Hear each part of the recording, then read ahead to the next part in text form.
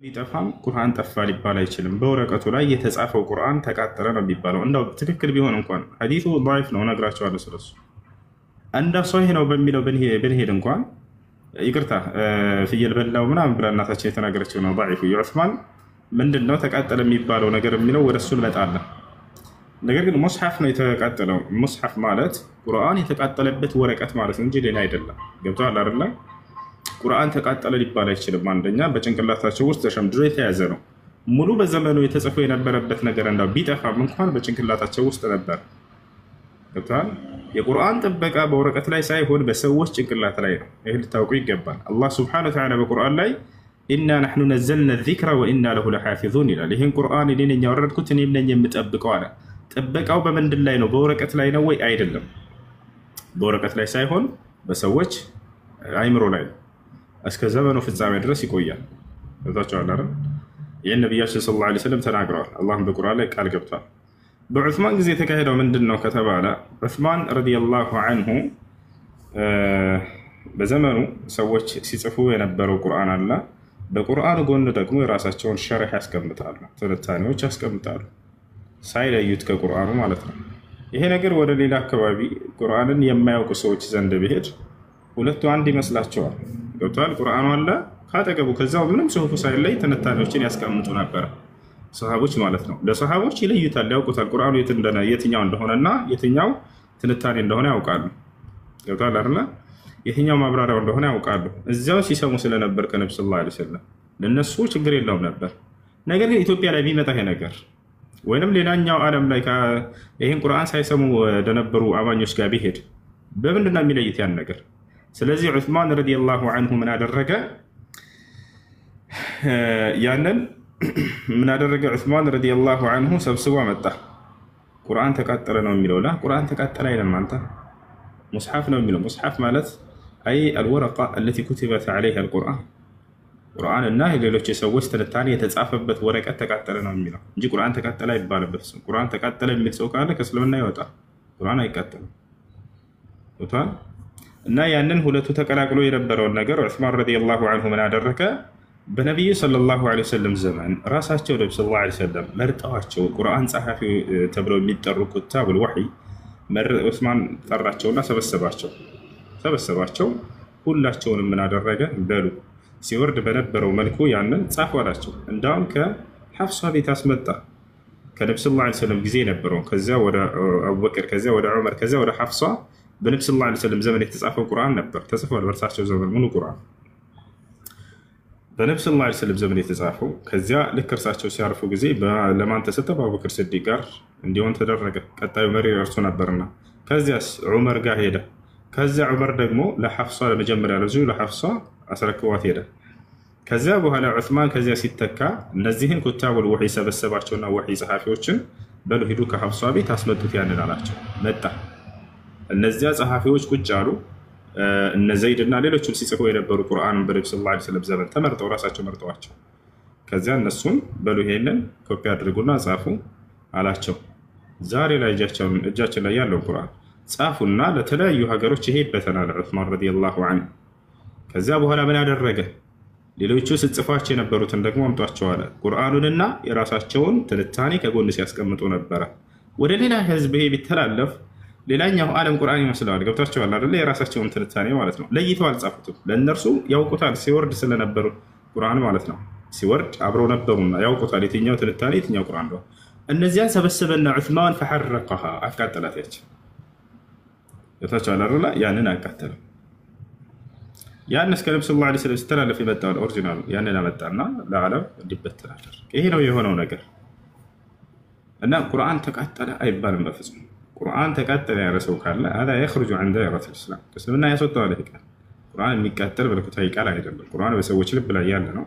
እንደው ያን እንኳን ብንል ምንድነው የሚባለው? ቁርአን ተጽፎበት የነበረው ወረቀት ተቃጠለ ነው የሚባለው። እሺ እያስዋለ እሺ አለው። እሺ አሁን ዓለም ላይ ስንት ቁርአን አለ? ዓለም ላይ አንድ ቁርአን አለ። በሰባት አይነት መንገድ የሚቀራ ይሆናል። የአቀራሩ አይነት ይለያያል። የአቀራሩ አይነት ይለያያል። ልዩነትና ግጭት የተለያዩ ናቸው። የአቀራሩ አይነት እንጂ ቁርአኑ ስንት ነው? አንድ ነው።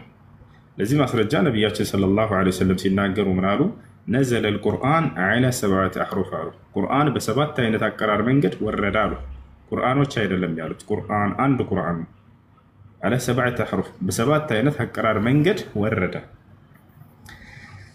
ያንንም መልአኩ ገብርኤልና መልአኩ ሚካኤል መጥተው ለነቢዩ ሰለላሁ ዐለይሂ ወሰለም እነርሱ ናቸው ያስተማሯቸው ከአላህ ዘንድ ተልከው። ያንንም ነቢ ሰለላሁ ዐለይሂ ወሰለም ጠይቀው ነው አምላክ አላህ ሆይ ለኡመቶች ይገራላቸው ዘንድ በተለያየ አቀራር መንገድ አውረድላቸው አሉ። ለምን?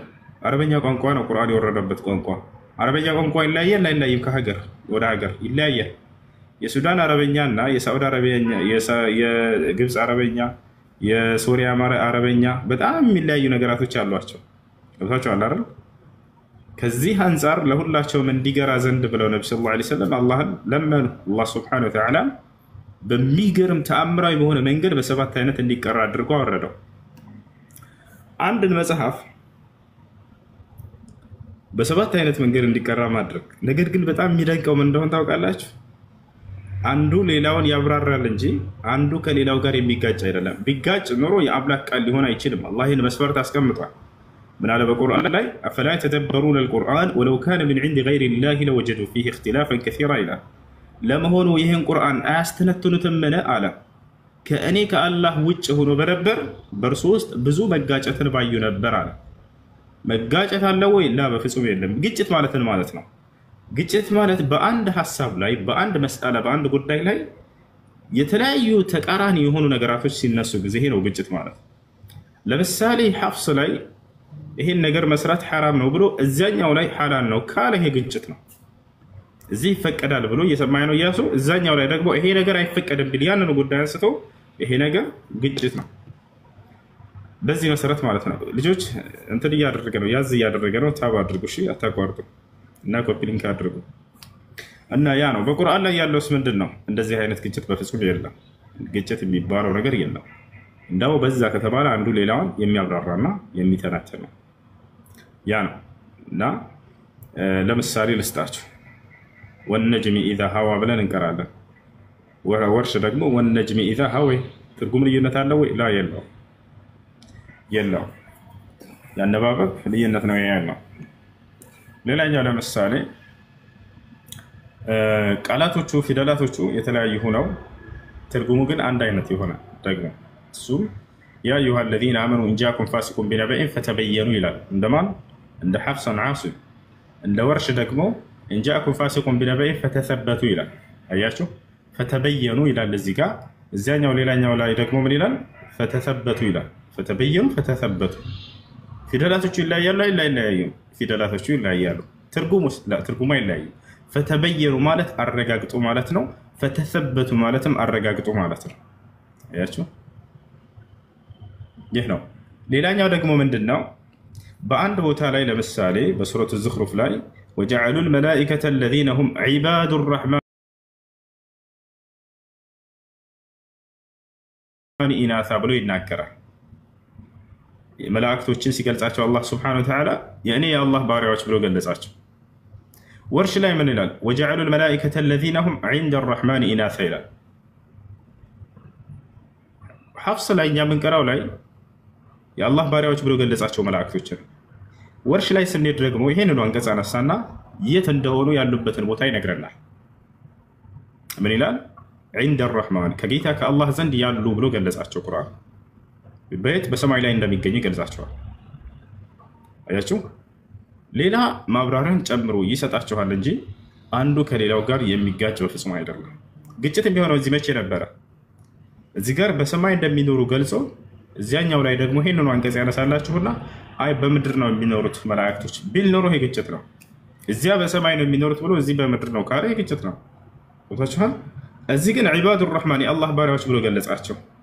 ከዚያ በኋላ እንደገና ደግሞ ያኛው የት እንደሚኖሩ ገለጸላችሁ። ይበልጥ ማብራሪያ ይበልጥ ፍችን ይሰጣችኋል ማለት ነው። አንዱ ለሌላው ሁሴን አለ ለምሳሌ ሁሴን የአህመድ ልጅ ብሎ ጠራኝ አንዱ። ሌላኛው ደግሞ ምን አለ? ያ ዱባይ የሚገኘው አለ። ይሄ ይጋጫል አይጋጭም? አይጋጭም። የኔን ማንነቴን ገለጸ አንደኛው፣ ሌላኛው ደግሞ የት እንዳለሁ ገለጸ። ነገር ግን ሁሴን ያ የአህመድ ልጅ አለና ሌላኛው ምን አለ? ማን ነው ዱባይ የሚገኘው አለና ሌላኛው አይ አሜሪካ የሚገኘው ብሎ ተናገረ። ይሄ ይጋጫል። ያለሁበትን ስፍራ ተጋጩ እነዚህ ሰዎች። አያችሁ አይደል? መላእክቶችንም አላህ ሱብሓነሁ ወተዓላ የእኔ ባሪያዎች ብሎ ገለጻቸው። ከዚያስ የት እንደሚገኙ ደግሞ ሌላኛው ቦታ ላይ በሰማይ ላይ እንደሚኖሩ ገለጸልን። አንዱ ሌላውን ፍቺ ይሰጣቸዋል፣ ያብራራላቸዋል፣ ተጨማሪ ግንዛቤን ይሰጣቸዋል። ነገር ግን በሰማይ ነው የሚኖሩት ብሎ ያኛው አይ በምድር ነው የሚኖሩት ቢኖረው ይሄ ግጭት ነው የሚሆነው። ይሄ ነው እንዳጠቃላይ ግጭት ብሎ ማለት። ፍቹን መጀመሪያ ልታውቁት ይገባል። በአንድ መስአላ ላይ በአንድ ጉዳይ ላይ ተቃራኒ የሆኑ ነገራቶች ሲነሱ ጊዜ ነው፣ የማይስማሙ ነገራቶች ሲነሱ ጊዜ ነው። እንደ ምሳሌ ልስጣችሁ። ለምሳሌ መጽሐፍ ቅዱስ ላይ እግዚአብሔር ይጸጸታል አይጸጸትም በሚለው ጉዳይ ስናነሳ ለይሰ አላሁ ኢንሳንን ፈየክዚብ ወለብነ ኢንሳን ፈየንደም ይላል። መጽሐፍ ቅዱስ ላይ ምን ይላል? እኔ እግዚአብሔር እጸጸት ዘንድ ሰው አይደለሁም እዋሽም ዘንድ የሰው ልጅ አይደለሁም ይላል። እንደማይጸጸት ተናገር አይደለ? ሌላ ቦታ ላይ ደግሞ እግዚአብሔር ተጸጸተ ይለናል። መጸጸት በሚለው መስአላ ጉዳይ ነጥብ ላይ ስናይ ጊዜ አንድ ቦታ ልጸጸት ይላል፣ ሌላ ቦታ ደግሞ እጸጸታለሁኝ ይላል። ይሄ ነው ግጭት ማለት። እዚህም እንደማይጸጸት ገልጾ እዚያ ቦታ ተጸጸተ ካለ ይሄ ነው። ሌላ እግዚአብሔር መታየቱን አስመልክቶ እነሁ ላ የራኒ አሐዱን ወዒሽ ይላል። ራሱ እግዚአብሔር ሲናገር ማንም ከቶ አይቶኝ አይድንም ይላል። ያዕቆብ ቃል በቃል ምን ይላል? እኔ እግዚአብሔርን አይቼ ነፍሴ ድናለች ይላል። አይታይም ካለም በኋላ ሌላ ቦታ ላይ ደግሞ አይ ይታያል ይላል።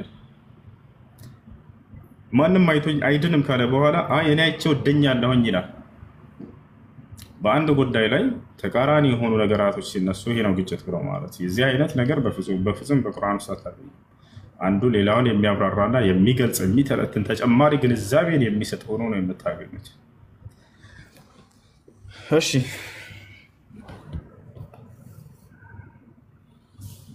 ውሱ አሰላሙ አለይኩም። ወአለይኩም ሰላም ወረሕመቱላሂ ወበረካቱ። እንዴት ነህ? አንዴ እኔ ልጨርስ። እሺ እያሱ ይጨርስ እንጂ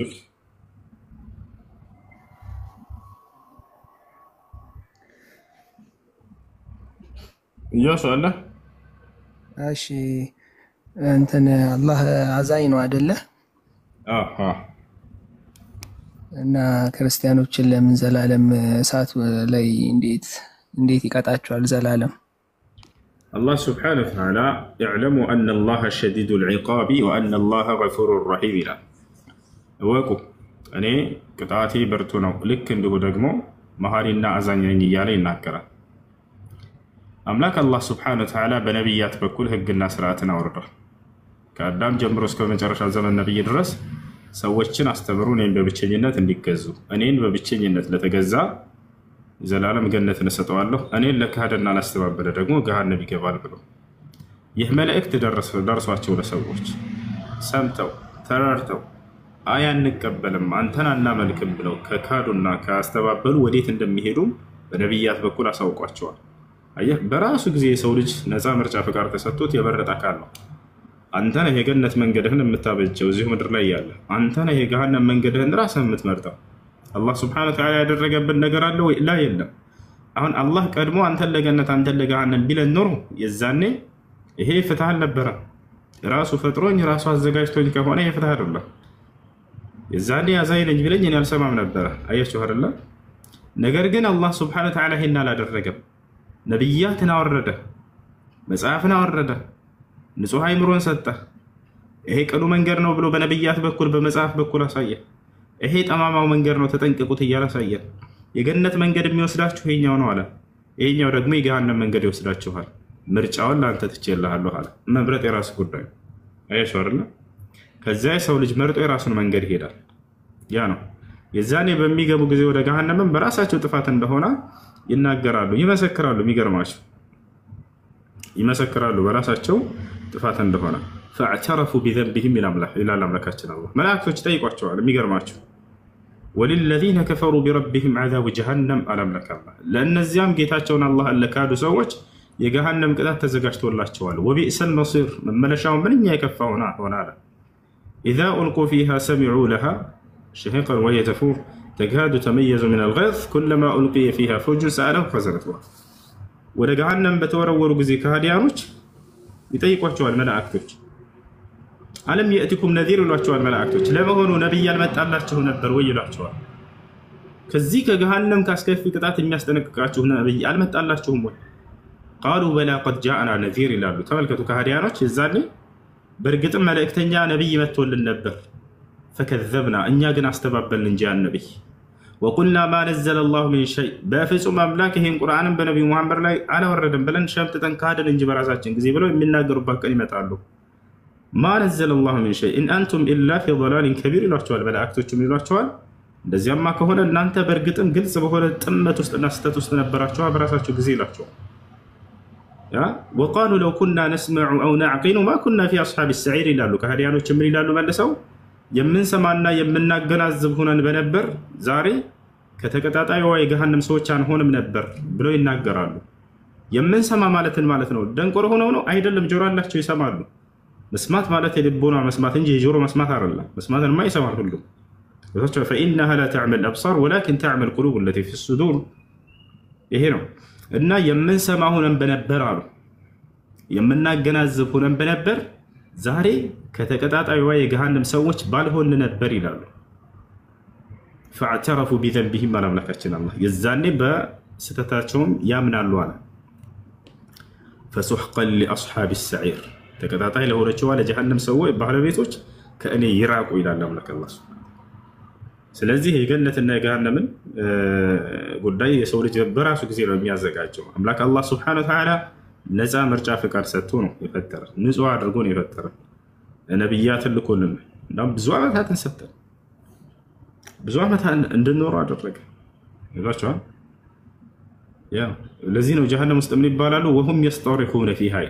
የእርዳታን ጥሪ እየተጣሩ ይጮሃሉ በጀሃነም ውስጥ ይላል ربنا اخرجنا نعمل صالحا غير الذي كنا نعمل ይላሉ ጌታችን አላህ ሆይ እባክህ አንዴ ከገሃነም እሳት አስወጣንና በምድር ላይ ስንሰራው ከነበረው የክህደትና የኃጢአት ስራ ተቃራኒ የሆነን እምነትንና መልካም ስራን እናድርግ አንድ ድል ስጠን ይላሉ አላህ ምን ብሎ ነው ይመልስላቸው አወለም نعمركم ما يتذكر فيه من تذكر መገሰጽ የሚፈልግ ሰው የሚገሰጽበትን እድሜ አላኖርኳችሁም ነበር በምድር ላይ ይላቸዋል وجاءكم النذير መልእክተኛ ነብይ መጣላችሁም አስተባበላችሁ እንደዚያ ነብያቶችን فذوقوا ቅመሱ የጀሃነምን ቅጣት فما للظالمين من نصير ነፍሳቸውን በክህደት ለበደሉ ሰዎች ምንም አይነት ረዳት አይኖራቸውም ዛሬ ያለ ይናገራል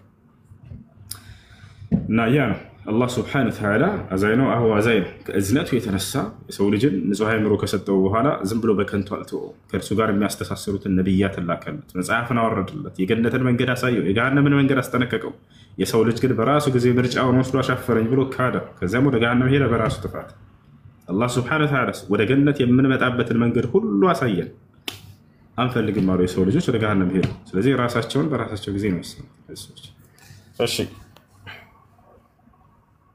በጣም አመሰግናለሁ እሺ እሱ ሰላም አለይኩም ወአለይኩም ሰላም ወራህመቱላሂ ወበረካቱ ሰላም አለይኩም ሰሞኑ ጥያቄ ጠየቅኩኝ እንትን አለኝ ኔትወርክ ልቀጥል አይደለ እሺ ቀጥል እንትን ሰላት ሰላም እየሰገድኩኝ አንድ መልእክትና ላስተላልፍ ከዛ ልወረድልሽ አንቺ ትቀጥያለሽና ሰላም አለይኩም ወአለይኩም በ29 ሜይ የሆነ ዩሱፍ የሚባል ልጅ መጥቶ ነበር እዚህ ለመሳከሚያ ምናምን ብሎ ብር የተሰበሰበ ነበርና እኔ ደግሞ ቃል ገብቼ ነበር ከዛ የሱ አካውንት ጠፋብኝና ታስታውሰው ከሆነ አንድ ወጣት ልጅ ነበር ዩሱፍ የሚባለው አሁን አካውንቱን ስለጠፋኝ ምናልባት የምታውቁት ሰዎች ካላችሁ በኔ ላይ እንትን በኢንቦክስ ብትልኩልኝ ደስ ይለኝ ነበር ወላሂ ነው ያላውቀው ማንንም ሰው እዚህ መጥቶ የሚጠይቅ $1 አድርግልህ ላነፈው የምታውቁ ሰዎች ካላችሁ እንትን በሉት ስጥ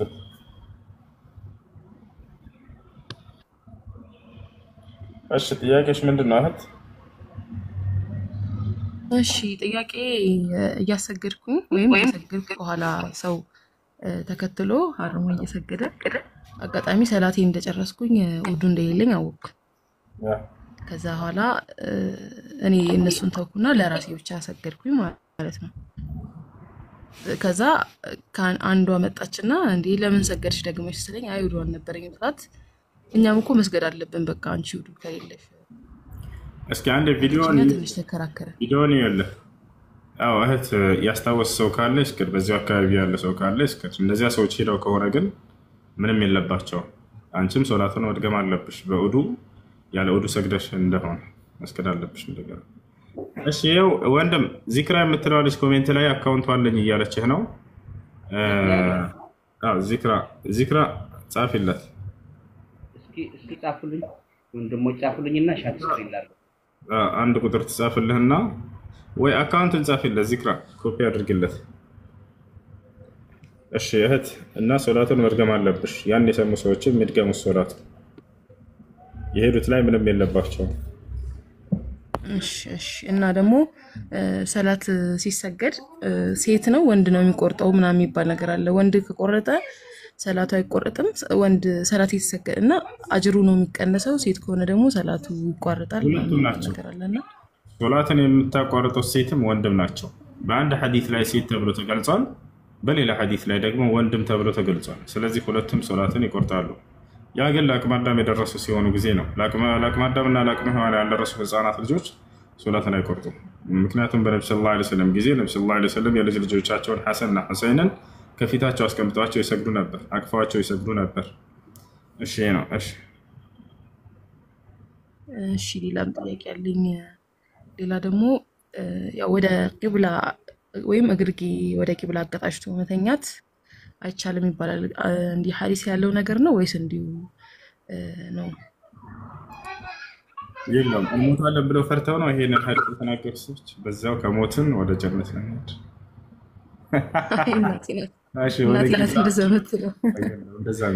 እንደፈለጋችሁ ናችሁ መተኛት ትችላላችሁ።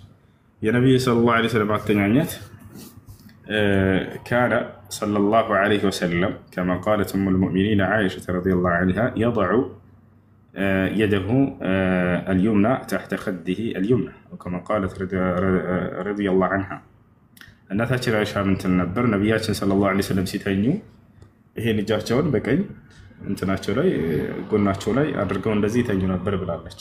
በቀኛቸው ይተኛሉ። ያ ነው። ይሄን ግን ግዴታ አላደረጉም። ብትተኙ በዚያ መልካም ነው።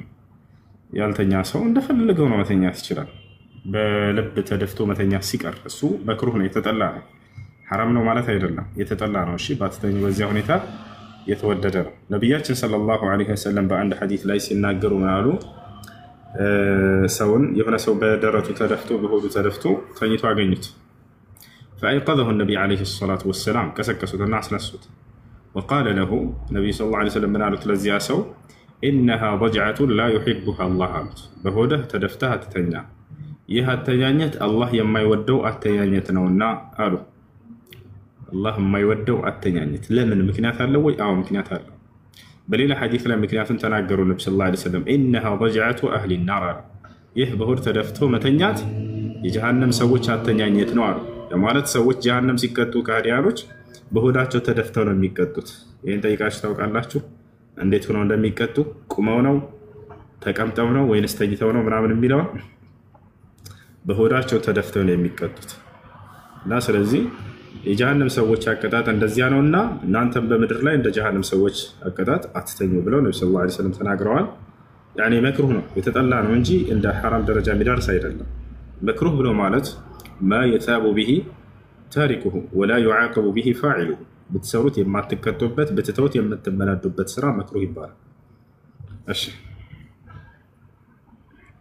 እሺ ሌላ ደግሞ አንድ ነብይ ያው ካልተቀበልከ ሁሉንም ነብይ ያው እንዳልተቀበልክ ነው አይደለ? አሁን እኔ እንደራሴ የማን ነው ኤግዚስት አስተምር የሰማሁት ነብይ አለ። ዳዊት ነው ዳንኤል ነው እና እሱ ነብይ ላይ ጥርጣሬ አለኝ። ማለት አላህም አልነገረንም፣ ነብያችን መሐመድም አልነገሩንም። ሲቀጥል ደግሞ ከኢሳና በነብዩ መካከል ሌላ ነብይ እንደሌለ ያው የተላከ ነብይ የለም። እንደገና ደግሞ ከዛ በፊት የመጣ እንኳን ቢሆን ምን አይነት ማረጋገጫ አለ? ያው የተገኘው እንትኑ ነው የተሰዱ ነው። ከዛ በኋላ የሞተስ ቢሆን የሚለው ነገር ውስጤ ላይ ጥርጣሬ አለና ያ እንዴት ነው የሚታየው? እሺ ልጆች እየተቆራረጠ ነው፣ ያዝ እያደረገ ነው። ታብ አድርጎ አታቋርጡ፣ ኮፒ ሊንክ አድርጉ ይሻላል። በፈጣሪ ይሄን ማድረግ አቃታችሁ? ቢያንስ በሚገባ ሰዓት ሌሎችም የሚያስተምሩ ልጆች ሊኖሩ ይችላሉ። ይሄን አድርጉ፣ ቢያንስ ሌላ ነገር አድርጉ። ይሄን እንደዚህ ኮፒ ሊንክ አድርጉ፣ ታብ አድርጉ፣ ሁሌ ታብ አድርጉ፣ ኮፒ ሊንክ አድርጉ ምናምን። በጣም ያስጠላል። ለዚህ ነው መግባት እየደበረኝ ያለው። ወላሂ ትጀምራላችሁ፣ ይቆራረጣል። ከዛ ለማስተማር ያስጠላል። ሲቆራረጥ ድምጻቸው አይሰማም ምናምን። እንደዚህ ገስት ላይ ያስገባ። ለማንኛውም ዳንኤል ዓለይሂ ሰላም የሚለውን ሰሃቦች አይተዋል፣ አረጋግጠዋል። አስክሬኑ ብቻ ስለተገኘ ነው ወይ? አይደለም። በዚያ ላይ የተቀመጠ ትንቢት አለ። በትንቢቱ ላይ የተጻፈ ጽሑፍ አለ። ዳንኤል ራሱ እንደጻፈው እነዚያ ሰሃቦች አይተዋል። እነ ሸይኹል ኢስላም ኢብኑ ተይሚያ፣ ሌሎችም ቀደምት ሰለፎች ያንን ነገር አረጋግጠውታል። ሲቀጥል በነቢዩ ሰለላሁ ዐለይሂ ወሰለም እና በዒሳ መካከል ላልሽው፣ በነቢዩ ሰለላሁ ዐለይሂ ወሰለም እና በዒሳ መካከል አይደለም። እሱ ከዚያ በፊት የነበረ ነቢይ ነው። ሌላው ማረጋገጫ የሚሆንልሽ የነቢዩ ሰለላሁ ዐለይሂ ወሰለም ሐዲስ ኢነላህ ሐረመ ዐለል አርድ አን ተእኩለ አጅሳደል አንቢያ አሉት። አላህ የነቢያቶችን ሰውነት አፈር እንዳይበላው እርም አድርጎታል ብለዋል። ሰውነታቸው የተጠበቀ ያ ነቢይ ልክ ሲያገኙት ጊዜ በዚያ ሁኔታ ነቢዩ ሰለላሁ ዐለይሂ ወሰለም ሐዲስ ላይ በገለጹበት ነው። ልክ እንዲሁም ሰሃቦች ያን ነገር አግኝተው ሁላቸውም ትንቢትን አንብበው መስክረዋል። ዳንኤል የሚባል ነቢይ ነበር ከእስራኤላውያን ነቢያቶች መካከል። ይህ ታላቅ ነቢይ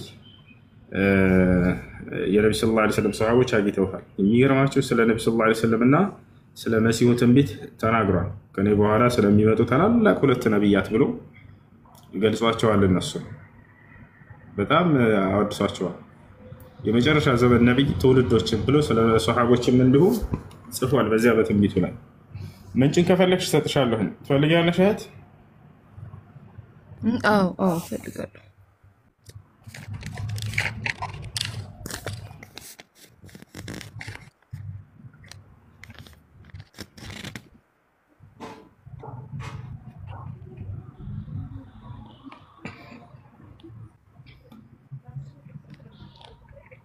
ዳንኤል ዓለይሂ ሰላም። ዳንኤል ያ ሰላም ያ ሰላም፣ የሚገርም እሺ። ሚዩት አድርጉት አንዴ። አልሐምዱሊላህ ወሰላቱ ወሰላም ዓላ ረሱሊላህ ወበዕድ። ذكر غير واحد من أهل العلم بالتاريخ والسير أن دانيال عليه السلام كان نبيا من أنبياء بني إسرائيل. كان إسرائيل وين نبيات مكان عند نبي هنا تاريخ الناس يرى بيتوش هنزقبال. وكان في زمن بختنصر الذي خرب بيت المقدس وقتل من قتل من بني إسرائيل وأحرق التوراة. توراة يقاتلوا يهونا بختنصر يتوالى نقص ينبربت كزي نبر بزان كزي وعند نقص زمن كنبروا نبيات عند نبي نبر. وذكروا أنه بشر بنبينا صلى الله عليه وسلم برسوم سل نبي محمد صلى الله عليه وسلم عند بسرنا تنبيتنا عند تناقرا قال سواء. قال شيخ الإسلام لمسال ابن تيمية من الألو. وقال دانيال عليه السلام وذكر محمد صلى الله عليه وسلم باسمه فقال ستنزع في قسيك إغراقا وترتوي السهام بأمرك يا محمد ارتواء. فهذا تصريح بغير تعريض وتصحيح ليس فيه تبريض. شيخ الإسلام ابن تيمية عند قلزت سل النبي محمد صلى الله عليه وسلم بقلز قال دانيال تنبت عند تراجع محمد بن سماعون ترتو. ثم ذكر شيخ الإسلام بشارتين لدانيال بالمسيح ونبينا صلى الله عليه وسلم. كذابه هلا شيخ الإسلام انداوسوت ዳንኤል የሚባለው ታላቅ ነቢይ ከእርሱ በኋላ ስለሚመጡ ታላላቅ ሁለት ነቢያት ስለ መሲሁ ስለ ኢየሱስና ልክ እንዲሁ ስለ ነቢዩ ሙሐመድ ሰለላሁ ዐለይሂ ወሰለም ትንቢትን ተናግሯል። فهذه نبوة دانيال فيها البشارة بالمسيح። ይህ ነቢዩ ዳንኤል ስለ መሲሁ ነቢይነት ብስራት የተናገረበት ነው። والبشارة بمحمد صلى الله عليه وسلم ልክ እንዲሁ ስለ ነብዩ ሰለላሁ ዐለይሂ ወሰለም ነቢይነት وفيها من وصف محمد وأمته بالتفصيل ما يطول وصفه። በዚያም ውስጥ ይሄ እየነገርኳቸው ያለሁት ዳንኤል ጽፎት ከነበረው ትንቢት ነው። እሺ አንብበው። ዳንኤል አንድ ታሪኩን ወደ ታች ይመጣል ልንገራችሁ አጭሩ። ሰሃቦች ድል እያደረጉ እያለ ሀገርን እየከፈቱ ባሉበት ጊዜ በዑመር ብን አልኸጣብ አስተዳደር ጊዜ ነው። በአንድ አይሁድ መንደር ላይ ይሄዳሉ። የዚያች አይሁድ መንደር ይሁዳውያኖች ይሸሻሉ። በሸሹ ጊዜ በዚያች ቤተ አምልኮ ውስጥ ልክ ሲገቡ ጊዜ ትልቅ አስክሬን ያገኛሉ። ሳጥን ያን ሲከፍቱት ምንም የማይሸት ምንም ሰውነቱ ያልተበላ አስክሬንን ያገኛሉ። ከራስጌውም ስር የተጠቀለለ ጽሑፍ ያለበት ያገኛሉ። ያንን የተጠቀለለ የተጻፈበት ነገር ሲገልጡት ዕብራይስጥ ጽሑፍ ነው። ዳንኤል ከእስራኤላውያን ነቢያቶች ነውና የዛኔ ባገኙት ጊዜ እነዚህ ሶሐቦች ዕብራይስጥ ጽሑፍ አይችሉም። እነሱ ደግሞ በመካከላቸው ግን እስልምናን የተቀበሉ አይሁዲዎች ነበሩ፣ ዕብራይስጥ ማንበብ የሚችሉ። ለማን ይባላል? ከዕቡል አሕባር የተባለው ሶሐባ። ይህ ከዕቡል አሕባር የሚባለውን ሶሐቦች መጡና ሰጡት። እስኪ ይህን አንብብና ተርጉምልን፣ ከአንድ አስክሬን ራስጌ ስራ ጌተ ነው አሉት። አነበበላቸው። እኔ የአላህ ነቢይ ዳንኤል እባላለሁኝ አለ። ከእስራኤላውያን ነቢያቶች መካከል አንድ ነቢይ ነኝ። ከእኔ በኋላ የሚመጡ ሁለት ታላላቅ ነቢያትንም የማበሰር ነኝ፣ መሲሁንና ሙሐመድን፣ እንዲሁም የሙሐመድ ትውልዶች እያለ ዓለይሂሙ ሰላቱ ወሰላም በሁላቸውም ላይ እነዚህን ገልጿቸዋል። እና ስለዚህ ነው ኢብኑ ተይሚያ እያወራ ያሉት። ዳንኤል ምን ይላል? ፈሃዚህ ንቡወት ዳንኤል፣ ይህ የዳንኤል ትንቢት ነው። ፊሃ አልቢሻረቱ ቢልመሲሕ፣ ይህ ስለ መሲሁ ነቢይነት ያበሰረበት ቃል በእርሷ ውስጥ ይገኛል። ወልቢሻረቱ ቢሙሐመድን ሰለላሁ ዐለይሂ ወሰለም፣ ልክ እንዲሁ የነቢዩ ሙሐመድ ሰለላሁ ዐለይሂ ወሰለም ነቢይነት ያበሰረበት። ወፊሃ ሚን ወስፊ ሙሐመድ ወኡመቲህ ቢተፍሲል ማ የጡል ወስፉሁ ወቀድ ቀረአሃ አልሙስሊሙነ ለማ ፈተሑ አልዒራቅ ከማ ዘከረ ዛሊከ አልዑለማእ ሚንሁም አቡ አልዓሊያ። ያው አቡ አልዓሊያ ሚን ኪባር ታቢዒን የሰሓቦች ተማሪ የሆነ ነው። እየሰማሽ ነው? የሰሓቦች ተማሪ የሆነው ታላቁ ታቢዒ እርሱ ገልጾታል። ይሄ انتهى من الجواب الصحيح لمن بدل دين المسيح የሚለው المسيح ማን ነው? የሼኹ الاسلام ابن تيميه መጽሐፍ ላይ ታገኙታላችሁ። الجواب الصحيح لمن بدل دين المسيح እዚያ ላይ ታገኙታላችሁ። ይሄን መጽሐፍ ከዚህ በፊት ከዙሁር እስከ አስር ባለው ጊዜ እዚህ ቲክቶክ ላይ ሳስተምር ነበር። ምናልባት ተከታተሉ የነበራችሁ ካላችሁ ሰምታችኋል። واشتهر بأن المسلمين لما فتحوا تستر عثروا عليه فأمر أمير المؤمنين رضي الله عنه الصحابة أن يدفنوه ويعموا على الناس قبره لئلا يفتتنوا به. روى ابن أبي الدنيا بسند حسن، ابن أبي الدنيا زقب على استلالفال حسن بهنا تروب هنا سند، كما في البداية والنهاية عن أبي الزنات قال رأيت في يد أبي بردة ابن أبي موسى الأشعري خاتما نقش خاتما نقش فضة أسدان بينهما رجل يلحسان ذلك الرجل. قال أبو بردة هذا خاتم ذلك الرجل الميت الذي زعم أهل هذه البلدة أنه دانيال، أخذه أبو موسى يوم دفنه. قال أبو بردة فسأل أبو موسى علماء تلك القرية عن نقش ذلك الخاتم فقالوا إن الملك الذي كان دانيال في سلطانه جاءه المنجمون وأصحاب العلم فقالوا له إنه يولد ليلة كذا وكذا غلام يعور ملكك ويفسده عليك. فقال الملك والله لا يبقى تلك الليلة غلام إلا قتلته، إلا أنهم أخذوا دانيال فألقوه في أجمة الأسد فبات الأسد ولبوءته يلحسانه ولم يضراه، فجاءت أمه فوجدتهما يلحسانه فنجاه الله سبحانه وتعالى بذلك حتى بلغ ما بلغ. قال أبو بردة قال أبو موسى قال علماء تلك القرية فناقش دانيال صورته وصورة الأسدين يلحسانه في فضة خاتمه لئلا ينسى نعمة الله عليه في ذلك. እንግዲህ ታሪክ የታወቀ ነው፣ የሚገርም ታሪክ ነው። ዳንኤል ዓለይሂ ሰላም ይህ ታላቅ ነቢይ ከእስራኤላውያን ነቢያቶች መካከል አንድ ነቢይ ነው። የሆነ ትእዛዝ ያወጣል ያ ንጉስ። ያን ትእዛዝ የማይፈጽሙ ሰዎችን እንደሚቀጣ ይናገራል። ያ ትእዛዝ ደግሞ የንጉሱ ትእዛዝ ከአምላክ ትእዛዝ ጋር የሚጋጭ ነው። ያንን በእርሱ ዘንድ የነበሩ እነዚህ አይሁዳውያኖች እንግዲህ የነቢያት ጠላት ናቸው አብዛኞቹ አይሁዳውያን። ይሄን ዳንኤልን ለማስጠቃት የሚፈልጉ ሰዎች ያንን ትእዛዝ የሚጻረር ትእዛዝ አድርጓልና የሰው ብለው ምናምን ይከሱታል ከንጉሱ ጋር። ንጉሱ ምን ያደርጋል? لأن هذه القصة ذكرت في غير هذا الكتاب أحدثكم عنها. أن من يدرجال إذا استزارنا هي سو በአንበሳ ውስጥ ጣሉት ብሎ ያዛል። አንበሶች አሉ፣ ጉድጓድ አለ፣ እዚያ ውስጥ እንዲወረወር ዳንኤል። ከዚያም በኋላ እነዚህ አንበሳዎች እንዲበሉት የተራቡ አንበሳዎች ናቸው። በዚያ ውስጥ ተወረወረ። ነገር ግን ዳንኤልን ሊበሉት አልቻሉም። ልክ ጠዋት ሲሄዱ ጊዜ እዛ አስገብተው ታድረው ጫፉን አልነኩትም። ጭራሽ እንዳውም አንበሳዎች ይልሱታል። ምንም አልነኩትም፣ አልተበላም ነበር። እና በጣም በመደረቅ ከዚያ በኋላ እነዚያ ጠላቶች አላህ ሱብሓነሁ ወተዓላ በዛ ጠፋቸው። ዳንኤልን አዳነው ከጠላቶቹ። እና ይሄ ሁሉ ተገልጿል ነው። وروى ابن أبي شيبة بسند صحيح عن مطرف بن مالك أنه قال شهدت فتح تستر مع الأشعري أي أبو موسى الأشعري الصحابي الجليل قال فأصبنا دانيال بالسوس. قال دانيالنا أجنينا إلى صحابوش قال بقال يا صحابوش دانيالنا أجنينا يالو يمسكرات. فكان أهل السوس إذا أسنوا أخرجوه فاستسقوا به. እንግዲህ እዛች ሀገር ሰዎች ምን ያደርጉ ነበር? የዳንኤልን አስከሬን ያስቀምጡበት ምክንያት ድርቅ ሲመጣባቸው እርሱን በማውጣት ዝናብ ይለምናሉ። ተመልከቱ፣ ዝናብ ይለምናሉ። وأصبنا معه 60 يعني جرة مختمة. وروى البيهقي في دلائل النبوة يتسنى مصافة شولا إمام البيهقي من يلالو عن خالد بن دينار عن أبي العالية قال لما افتتحنا تستر وجدنا في بيت مال الهرمزان سريرا عليه رجل ميت. صحابة منالو تستر የምትባለውን ከተማ يعني በከፈተን ጊዜ ድል ባደረግን ጊዜ الهرمزان የሚባል ቤት ማል ውስጥ ገባ። ሰሪራን يعني አልጋን አገኘ። በዚያ ላይ عليه رجل ميت በርሱ ላይ የሞተ ሰው አገኘ።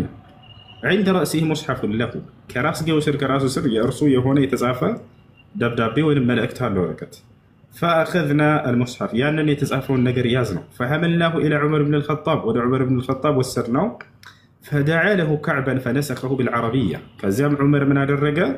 ይህ የተጻፈው ደብዳቤ በዕብራይስጥ ነውና كعب الأحبار የሚባለውን አይሁድ ነበር፣ እስልምናን የተቀበለ አይሁድ ነው። እርሱን አስጠራና ዑመር ወደ አረብኛ አስተረጎመ ተረጎመ يعني أنا أول رجل من العرب قرأه. ይሄ ሰሃባው ምን ይላል ሲናገር እኔ ከአረቦች አንድ ደብዳቤ መጀመሪያ ያነበብኩት እኔ ነበርኩ። ከዕብራይስጥ ወደ አረብኛ በተቀየረ ጊዜ ዳንኤል መልእክት ይላል قرأته مثل ما أقرأ القرآن هذا.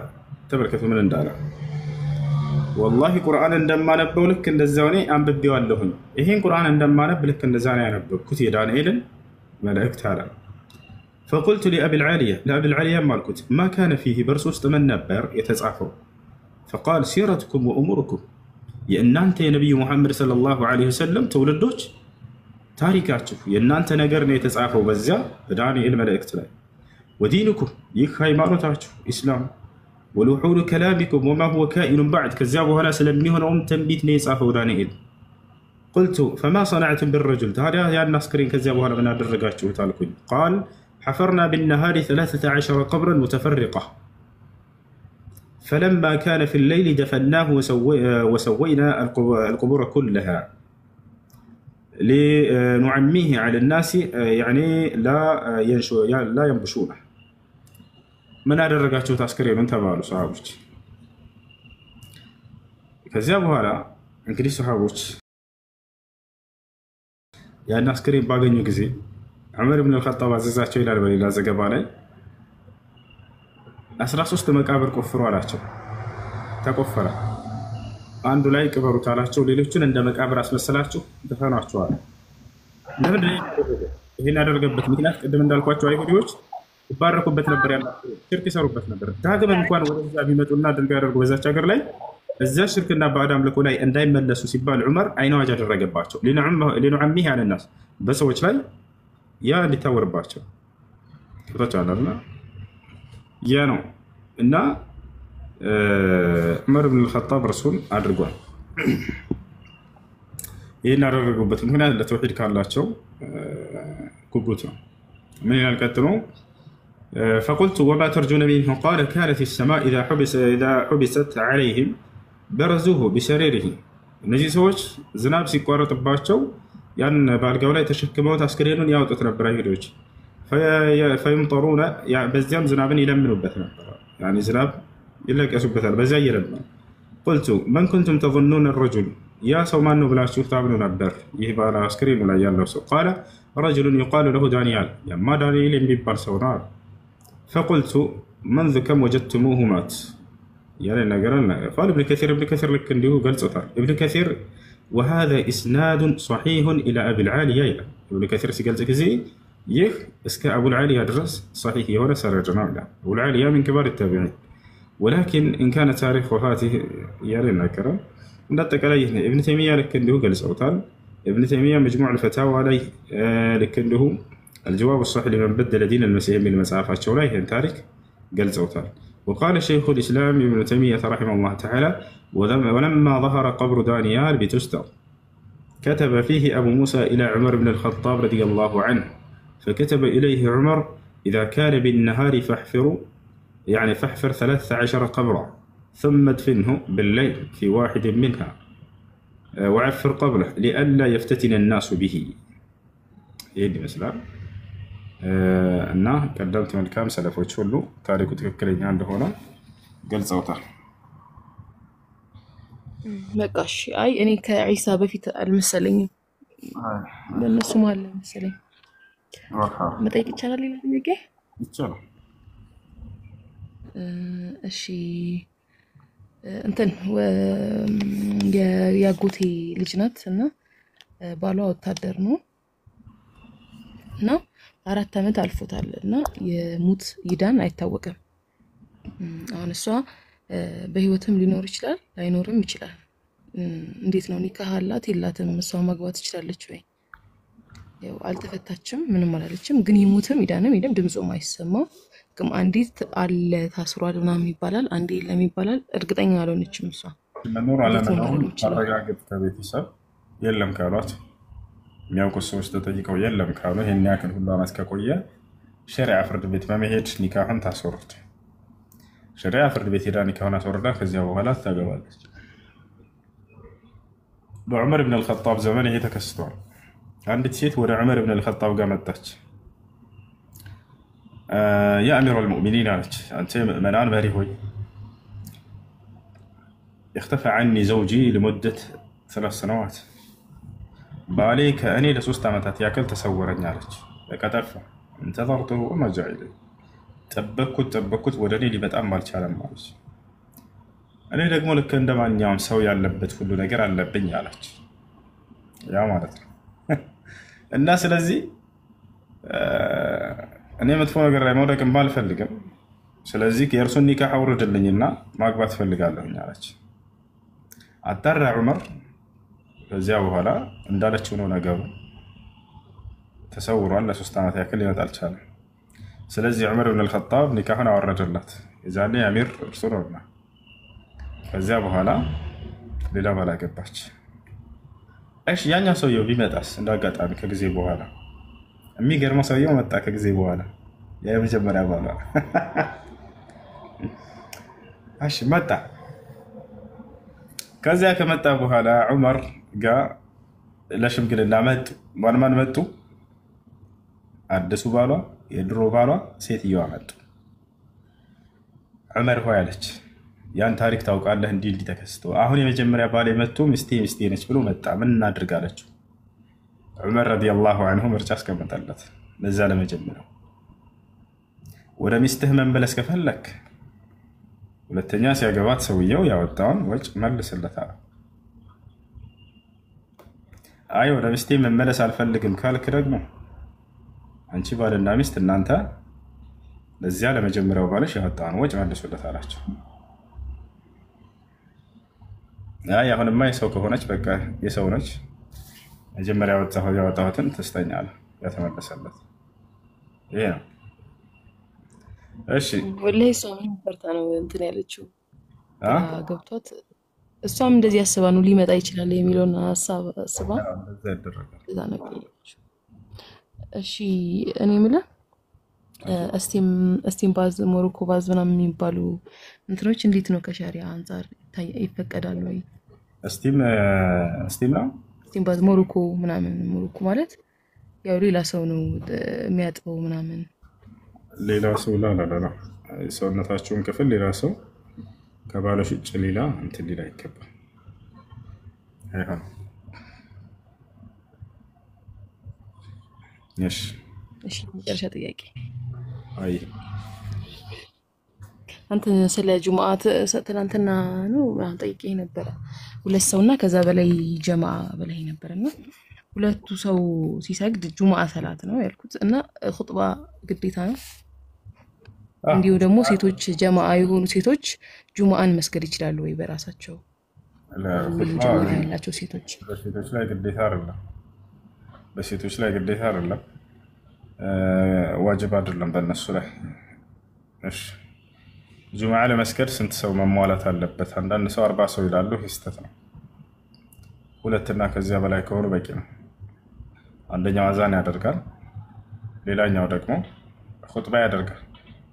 እዚያ ጓደኛ ተቀምጦ ኹጥባ ታደርጋል። አልሐምዱሊላህ አልሐምዱሊላህ الذي خلق السماوات والأرض وجعل الظلمات والنور ثم الذين كفروا بربهم يعدلون والصلاة والسلام على أشرف الأنبياء والمرسلين. شو عندي ብቻ ህፃናት ልጆች ሲያከትሙ ማለት ነው እንደማበረታቻ አንድ ጁዝ ሲደርስ የሆነ ነገር እንደ ድግስ የሆነ ነገር ማድረግ አይቻልም ተብዬ ነበርና እንዴት ይታያል? ማለት እንደማበረታቻ ከሆነ ችግር የለውም። እዚህ ጋር ምንድነው የተደነገገ መሽሩዕ ነው ብለው አስበው ከሆነ ይሄ መሽሩዕ አይደለም፣ አልተደነገገም። በቁርአን በሐዲስም ላይ ሰዎች ባከተሙ ጊዜ ይሄን አድርጎ የሚል የለም። ነገር ግን اذا كان من باب شكر النعم ጸጋን ለማመስገን ከሆነ የተዋለላችሁን ጸጋ አላህ ቁርአን ስላሳውቀላችሁ ልጃችሁን አላህ ለማመስገን ልክ እንደው ያ ልጅ እንዲበረታታ ታስቡበት ከሆነ ችግር የለም። እሺ ጨርሻለሁ። ጀዛከላህ ኸይር። ናይስ። እሺ ሰላም አለይኩም። እባካችሁ በውስጥ ጻፉልኝ የዩሱፍ አካውንት ወይም ደግሞ የሱ ቁጥር ያላችሁ ካላችሁ እባካችሁ በውስጥ መስመር ጻፉልኝ ኢንሻአላህ። ሁሱ ጀዛከላሁ ኸይረን ሽኩራን።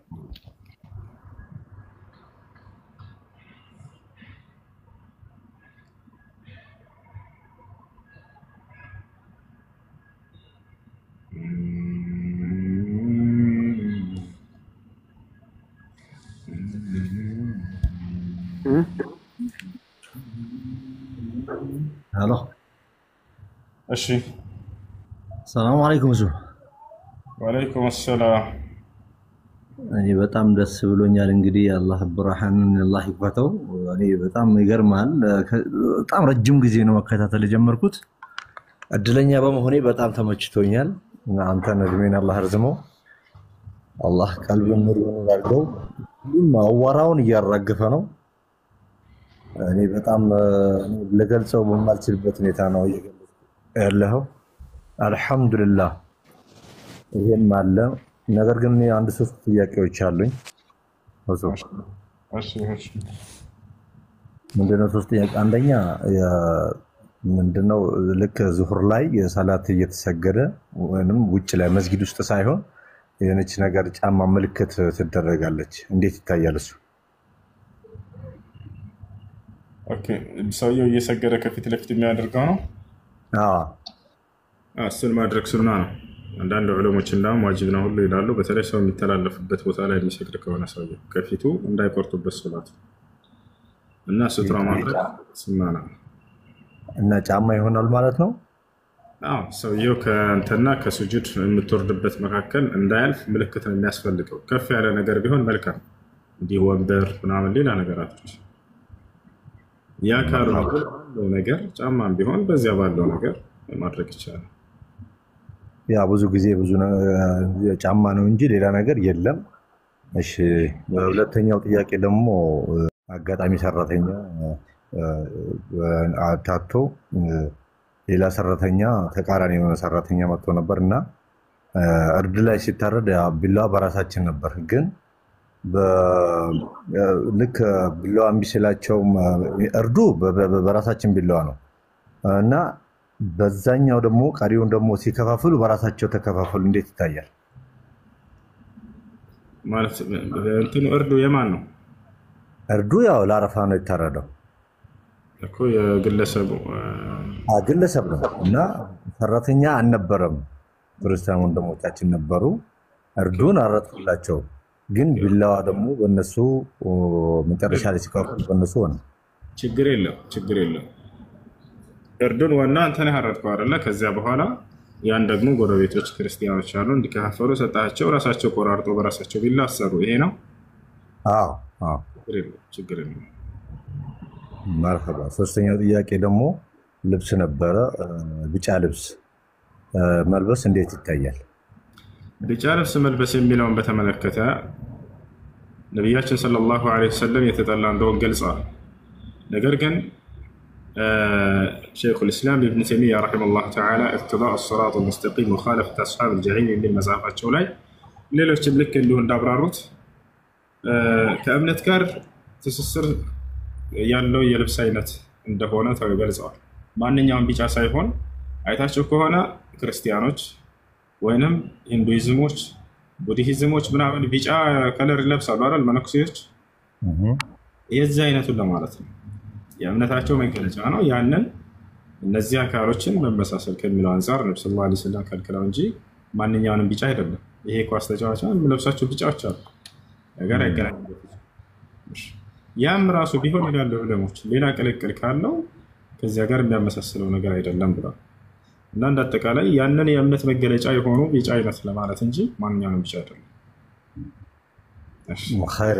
እና አንድ ተጨማሪ ነገር የማደርገው የአንድ ወንድሞቻችን እንግዲህ ጎረቤት አሉ፣ ቡና አብሮ ተቀላቅሎ መጠጣት እንዴት ይታያል?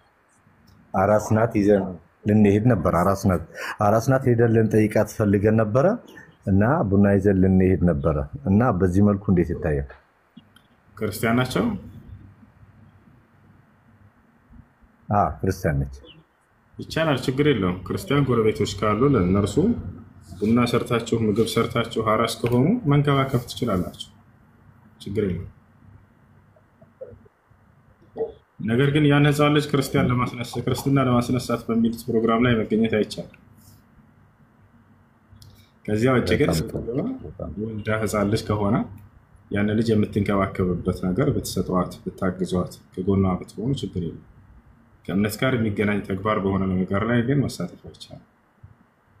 ያንን ነቢያችን ሰለላሁ ዐለይሂ ወሰለም ተናግረዋል። ልጆችን ክርስትና እንደሚያስነሷቸውና እንደሚያከፍሯቸው ነቢያችን ሰለላሁ ዐለይሂ ወሰለም ሲናገሩ ምን አሉ? ማ ሚን መውሉድን ኢላ ወዩለዱ ዐለል ፊጥራ ፈአበዋሁ ዩሀውዳኒሂ አው ዩነስራኒሂ አው ዩመጅሳኒሂ አሉ። ማንም የሚወለድ ህፃን የለም በእስልምና ላይ ሆኖ የሚወለድ ቢሆን እንጂ አሉ። ነገር ግን ወላጆቻቸው ወደ ክርስትናም ወደ አይሁድነትም ወዳሉበት እምነት ይቀይሯቸዋል።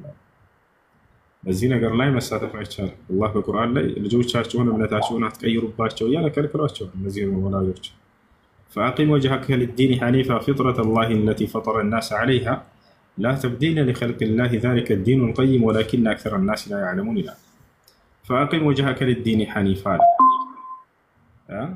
ፊትህን ለቀጥተኛው ሃይማኖት ለእስልምና ብቻ አዙራ فطرة الله التي فطر الناس عليها ይህ እስልምና ሃይማኖት እኔ አምላካችሁ አላህ ሰውን ስፈጥር የፈጠርኩባችሁ ሃይማኖት ሲሆን አለ لا تبديل لخلق الله አቀጥሎ የአላህን ፍጥረት እምነታቸውን መቀየር አይቻልም። አትቀይሩባቸው፣ እንደፈጠርኳቸው ተዋቸዋል። ذلك الدين القيم ይህ ነው ቀጥተኛው ሃይማኖት ولكن أكثر الناس لا يعلمون ነገር ግን አብዛኛው ሰዎች ይሄን አያውቁም። እሺ በቃ እሱ እንግዲህ በአንተ ላይ ያለውን ነገር እንግዲህ በጣም ደስ የሚል አወራረድ ነው ያለው። አላህ ይጨምርልህ። በምንፈልገው መልኩ እስከዛሬ ድረስ ስከታተል የነበረው ምንም ነገር እድለኛ ያልሆንኩ ነበር። እድለኛ በመሆኔ በጣም ደስ ብሎኛል። አላህ ይጨምርልህ። አንዳንዴ መነጽር ስታደርገው በጣም ነው ደስ የሚለኝ። ምክንያቱም ያውላ ምንም መውለቅ የለበትም እላለሁ። የብርሃን ብዙ ነገሮችን ይከላከላልና የሚከላከልልህ አላህም አለ። አላህ ይጨምርልህ። አሰላሙ አለይኩም ወራህመቱላሂ ወበረካቱ። ወአለይኩም ሰላም ወራህመቱላሂ ወበረካቱ። መርሐባ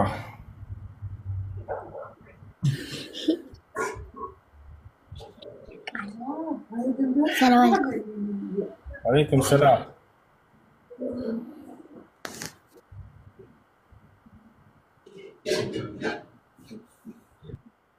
እሺ ቀጥሉ።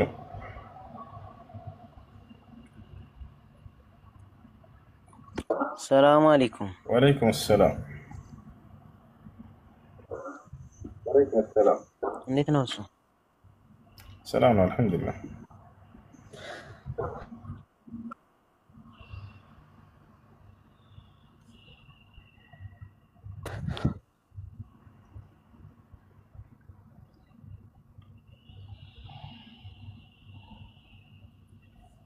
ጥያቄ ያለ ይቀጥል፣ ከሌላችሁ እንውረድና ሌሎች ሰላም አለይኩም ወራህመቱላሂ ወበረካቱ።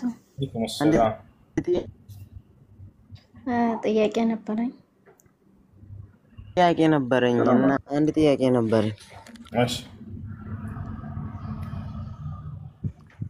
ይቅርታ እኔ ልቅደም ወንድሜ። እና ጥያቄ ያኔ የኔ ሚስት ነበረችና ባልና ሚስት ቆይ አባና እማ ቢባባል እንዴት ነው የሚታየው? ያኔ ሰላም አለይኩም ወራህመቱላሂ ወበረካቱ። ይቻላል። ባልና ሚስት አባ እማ ቢባባሉ ችግር የለም። ያለው ፍቅራቸውን ለመግለጽ ይችላል። እሺ ሰላም ዋና አመሰግናለሁ። መርሐባ ወአለይኩም ሰላም። ጥያቄ ነበረኝና አንድ ጓደኛዬ ነበረችና ከዛ ባሏ ጋር አንዴ ተፋተው ከዛ ተመላለሱ ማለት ነው። ከዛ ተመላልሰው አሁን ላይ 3 ፈትቼሻለሁ አላት። አሁን ሁለተኛ ማለት ነው። ኒካው እንዴት ይታያል ለማለት ያክል። መጀመሪያ የተፋቱት አንድ ጊዜ ነው። መጀመሪያ አንድ ጊዜ በሸሪዓ ፍርድ ቤት አንድ አውርጃለሁ ብሎ ከዛ ተመላልሰው ሳለ ከዛ አሁን ደግሞ ሶስቱንም ፈትቼሻለሁ ብሎ አላት ማለት ነው። እሺ 3 ጊዜ ፈትቼሻለሁ የሚለው ቃል አንድ ኒካ ነው የሚያወርደው። ምክንያቱም በነብዩ ሰለላሁ ዐለይሂ ወሰለም ጊዜ ይህ ጥያቄ ተጠይቆ ነበር። جاء رجل إلى النبي صلى الله عليه وسلم وقال يا رسول الله إني طلقت امرأتي 3 فهل لي رجعة؟ فقال له النبي صلى الله عليه وسلم نعم رجعها فإنها طلقة واحدة. عند سوى النبي صلى الله عليه وسلم قال من تطيقاቸው አንተ አላህ መልእክተኛ ሆይ እኔ ሚስቴን 3 ጊዜ ፈትቻት ነበር በአንድ ቃል እና መመለስ እድላለኝ አላቸው። አዎ መልሳት፣ ይህ ቃል አንድ ፍቺ ብቻ ነውና የሚያስይዘው አሉ። እሺ እና ስለዚህ 2 ኒካን ያወረደው የመጀመሪያውና የሁለተኛው አንድ ኒካ አላቸው ማለት ነው።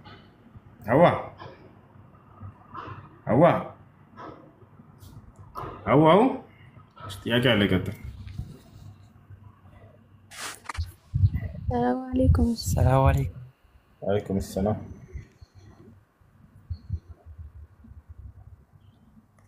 እኔ ልቅደም አንድ ጥያቄ ነች። ኢትዮጵያ ትቅደም። እሺ ጥያቄ ያለው ቀጥ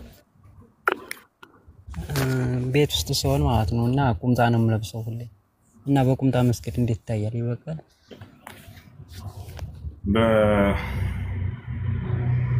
እስከ ጉልበት ባለው ማለት ነው። ላ ከጉልበት በታች ነብያችን ሰለላሁ ዐለይሂ ወሰለም ሊባሱል ሙእሚን ኢላ ንስፈ ሳቅ ሶላት መስገድ ከጉልበት በላይ በሆነ ልብስ አይቻልም። ከጉልበት በታች መሆን አለበት ሶላት መስገድ።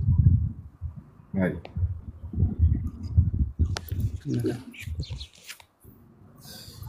يا سلام.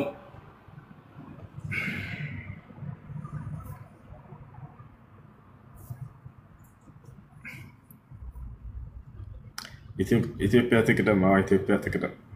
ኢትዮጵያ ከሁሉም በላይ ከፍ ብላ ትታይ ደስ ይላል። ከፍ ብላ ትታይ ሁሉ ነገር ቢያድግ ደስ ይላል። ያ ኢትዮጵያ አንተ የታሪክ የባለ ታሪክ ሀገር ነች።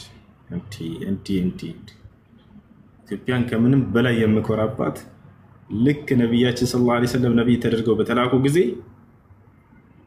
የሀገሪቷ መንግስት እስልምናን የመጀመሪያ ከተቀበሉ መንግስታቶች የኢትዮጵያ መንግስት ነው። ያ ሰላም ያ ሰላም።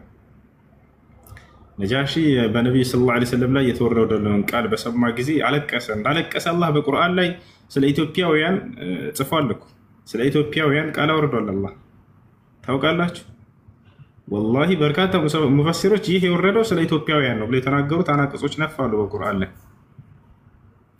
ይሄ ታራ ለኢትዮጵያውያን ትልቅ ኩራት አይደል? እንደ ጀማ ወላሂ ትልቅ ኩራት ነው። ነጃሺ በሰማ ጊዜ ያኔ በካ አለቀሰ። ከእርሱ ጋር ያሉ ቀሳውስቶችና መነኩሴዎችን ማልቀሰዋል ብሎ አላህ በቁርአን ላይ ቀሳውስት መነኩሴ ብሎ ስማቸውን ጠርቶ ወዲያው እነዛ ቀሳውስትና መነኩሴዎች የኢትዮጵያውያን ከንጉሱ ጋር እስልምና እንደተቀበሉ በቁርአን ላይ ተጽፏል። لتجدن أشد الناس عداوة للذين آمنوا اليهود والذين أشركوا ولتجدن أقربهم مودة للذين آمنوا الذين قالوا إنا نصارى ذلك بأن منهم قسيسين ورهبانا وأنهم لا يستكبرون وإذا سمعوا ما أنزل إلى الرسول ترى أعينهم تفيض من الدمع مما عرفوا من الحق يقولون ربنا آمنا فاكتبنا مع الشاهدين وما لنا لا نؤمن بالله وما جاءنا من الحق ونطمع أن يدخلنا ربنا مع القوم الصالحين فأثابهم الله بما قالوا جنات تجري من تحتها الأنهار وذلك جزاء المحسنين. إلى يهي يتنقر سلمان نو قال المفسرون إنها نزلت في النجاشي ومن معه من القساوسة والرهبان. يهنا تور بوليتيكا تقبا ኢትዮጵያ የምትባል ሀገር በሚኒልክ ጊዜ የተመሰረተ አንተ ፖለቲካ እያስገባች ያለው እንደናንተ አይነቶች ናቸው። እሺ ኢትዮጵያ በነብያችን ሰለላሁ ዐለይሂ ወሰለም የተወደሰች ሀገር ነች። ይሄ ቁርአን አንቀጽ የወረደው ስለዚህ ነው። የዛኔ ሀበሻ ልትባል ትችላለች። ዛሬ ኢትዮጵያ ነገር ሌላ ስም ሊሰጧት ይችላል። በየጊዜው የሚሰየም ስም እሷን ማንነቷን አይቀይራት። የዛኔ ሀበሻ ልትባል ትችላለች። አዎ ሐዲሱ ላይ ሲመጣ ጊዜ ኢትዮጵያ የሚል ቃል አታገኙም። ሀበሻ ብለው አስቀምጦታል። ነገር ግን እነዚህ ሱሐቦች የመጡት የት ነው? እነዚህ ሱሐቦች በነበሩ ጊዜ ነጃሽ የተባለው ንጉስ የት ነበር? ኢትዮጵያ ላይ ዛሬ ኢትዮጵያ ብለን በምንጠራት ላይ ነበር። ይህ ስለ ኢትዮጵያ የተነገሩ የቁርአን አናቅጾችንና ሐዲሶችን ልንኮራባቸውና ልንደሰትባቸው ይገባል። ይሄ ነው። እሺ ከፖለቲካ ጋር አያይዛችሁ ምኒልክ ገለመለ እያላችሁ እንትን አትበሉ። አላህ በቁርአን ላይ እየተናገረው አለ፣ ነብዩ ሰለላሁ ዐለይሂ ወሰለም በሐዲስ ላይ እየተናገሩት አለ። ስለ የትኛው ሀገር ነው ከተባለ ዛሬ ኢትዮጵያ ብለን ስለምንጠራት ነው። ዛሬ ኢትዮጵያ ተብላ ስለምትጠራ ሀገር ነው። የሆነ ጊዜ ላይ አቢሲኒያ ልትባል ትችላለች። እንዳውም አንድ ሐዲስ ላይ አቢሲኒያ የሚል ቃል ሁሉ መጥቷል። አቢሲኒያ የሚል አለ፣ ሐበሻ ተብሎ ይጠራል። ያ ነው ሱራ ንገረን፣ ሱረቱል ማኢዳ ላይ ይገኛል። ذلك بأن منهم قسيسين ورهبانا ይላል። ከእነርሱ መካከል ቀሳውስቶችና መነኩሴዎች በመኖራቸው ምክንያት አለ። وأنهم لا يستكبرون አለ። እነርሱ አይኮሩም ነበር አለ። ከምንድን ነው ያልኮሩት? እውነትን ከመቀበል አይኮሩም ነው። ከአላህ ዘንድ ኩራት ከተባለ አዲስ ልብስ መልበስ ምናምን ሳይሆን ኩራት ብሎ ማለት ከእርሱ ዘንድ ለእውነት አለማጎብደድ ነው፣ ለእውነት አለመገዛት ነው። ሲገልጻቸው ምን አለ አላህ ሱብሓነሁ ወተዓላ? ላ የስተክቢሩን አልኮሩም ነበር አለ። ምክንያቱም ታስታውስ ከሆነ ነጃሺ እና ከእርሱ ጋር ያሉ ቀሳውስቶች ቁርአን በተነበበላቸው ጊዜ እጅ ነበር የሰጡት። ወአነሁም ላ የስተክቢሩን እነርሱ አይኮሩም ነበር አለ። ከዚያስ ወኢዛ ሰሚዑ ማ ኡንዚለ ኢለ ረሱል ወደ መልእክተኛ ያወረድኩትንም ቃል በሰሙ ጊዜ አለ ተራ አዕዩነሁም አይናቸውን ታያቸዋለህ አለ ተፊዱ ሚነ ደምዕ ሚማ ዐረፉ ሚነል ሐቅ ካወቁት እውነት የተነሳ አይናቸው እንባን ስታነባም ትመለከታላችሁ አለ። ልክ ጃዕፈር ብን አቢ ጣሊብ የነብዩ ሰለላሁ ዐለይሂ ወሰለም ያጎታቸው ልጅ ሱራ መርየምን ቁርአን ባነበበለት ጊዜ ለንጉሱና ከእርሱ ጋር ያሉት ቀሳውስትና መነኩሴዎች ማልቀሳቸውን እየገለጸ አላህ ሱብሓነሁ ወተዓላ አልቅሰዋል። ከዚያ ነጃሺ ምን ብሎ መሰከረ? هذا الكلام وكلام النبي موسى يخرج من مشكاة واحدة ይህ አሁን የሰማሁት ቃል ቁርአንና ለሙሴ ተሰጥቶት የነበረው ቃል ከአንድ ምንጭ የተቀዳ የሆነ ቃል እንጂ በፍጹም የሚለያይ አይደለም ማለት። በሌላ ጊዜ ችግር ሊፈጥሩ እና አምር ብን አልዓስ ሰልሟል እንጂ ከዛ በኋላ ታላቅ ሱሐባ ነው። የዛኔ ነገር ሊያቀራቅር ተልኮ ነበር ከመካ ንጉሶች። እዚያው ነው እስልምና ተቀብሎ የመጣ። የሚገርማቸው አምር ብን አልዓስ ታላቅ ሱሐባ ሆነ። ከዚያ በኋላ ሙስና ይዞ የመጣው ምናምን ለነጃሺ ማለት ነው። እኔ ሙስናን አልቀበልም ዘኪድ እነዚህን ሰዎች ለማንም ማሳለፍ ያልሰጣቸውም ብሎ የተናገረው ነጃሺ ነበረ። የዛኔ ያልሳካ ሲላቸው ሙስናቸው ምን እንትን ብለው ነበር መሰላቸው? ስለ ኢየሱስ የተለየ አመለካከት አላቸው እነዚህ ሙስሊሞች ምናምን ብለው ሊያጣሏቸው ፈልገው ነበር። ነጃሺ ጠራቸው ሱሐቦችን። ማዛ ተቁሉነ ፊል መሲህ ስለ ክርስቶስ ምን ትላላችሁ አላቸው። ነቁሉ ፊሂ ኢነሁ ዐብዱላሂ ወረሱሉሁ ወአነሁ ነቢዩ ወአነሁ ከዛ ከዛ ያለውን የእስልምናን አመለካከት ነገሩት። ወዲያው ነጃሺ ሁለት እንጨቶችን ከመሬት አነሳና እኩል አደረጋቸው። መሲሁ ያስተማረው ትምህርትና አሁን ያስተማራችሁኝ የነገራችሁኝ ንግግር ስለርሱ ልክ እንደነዚህ እኩል ነው፣ የሚለያይ ቃል እንኳን አይደለም አላቸው።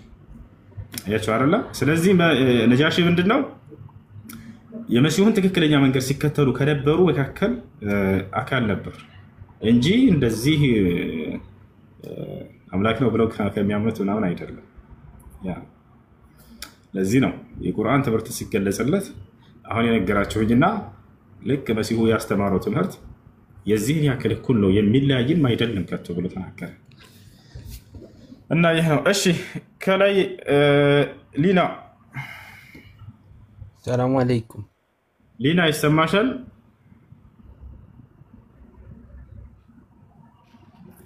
ሊና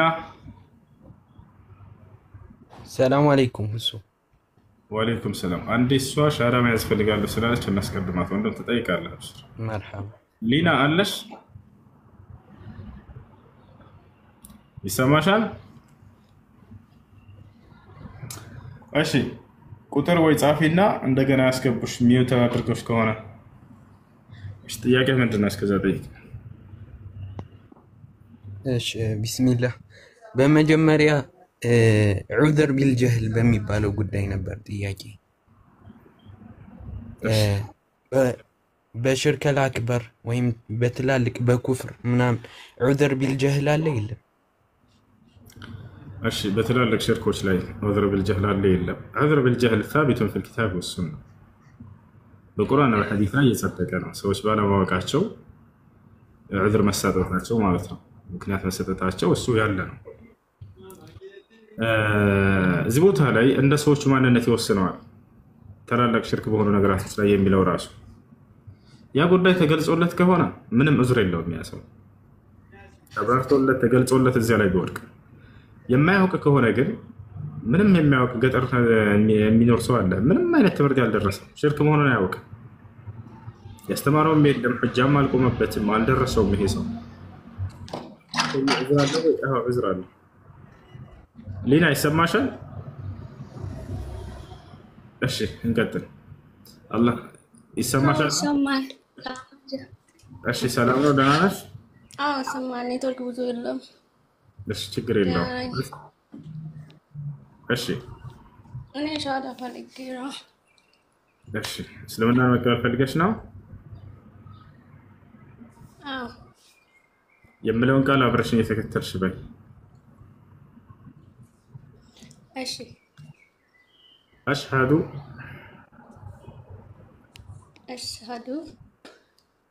አላ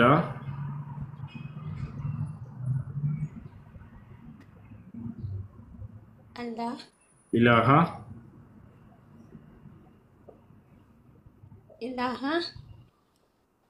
ኢላላህ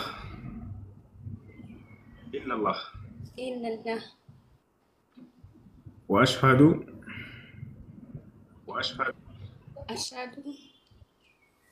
أن محمدا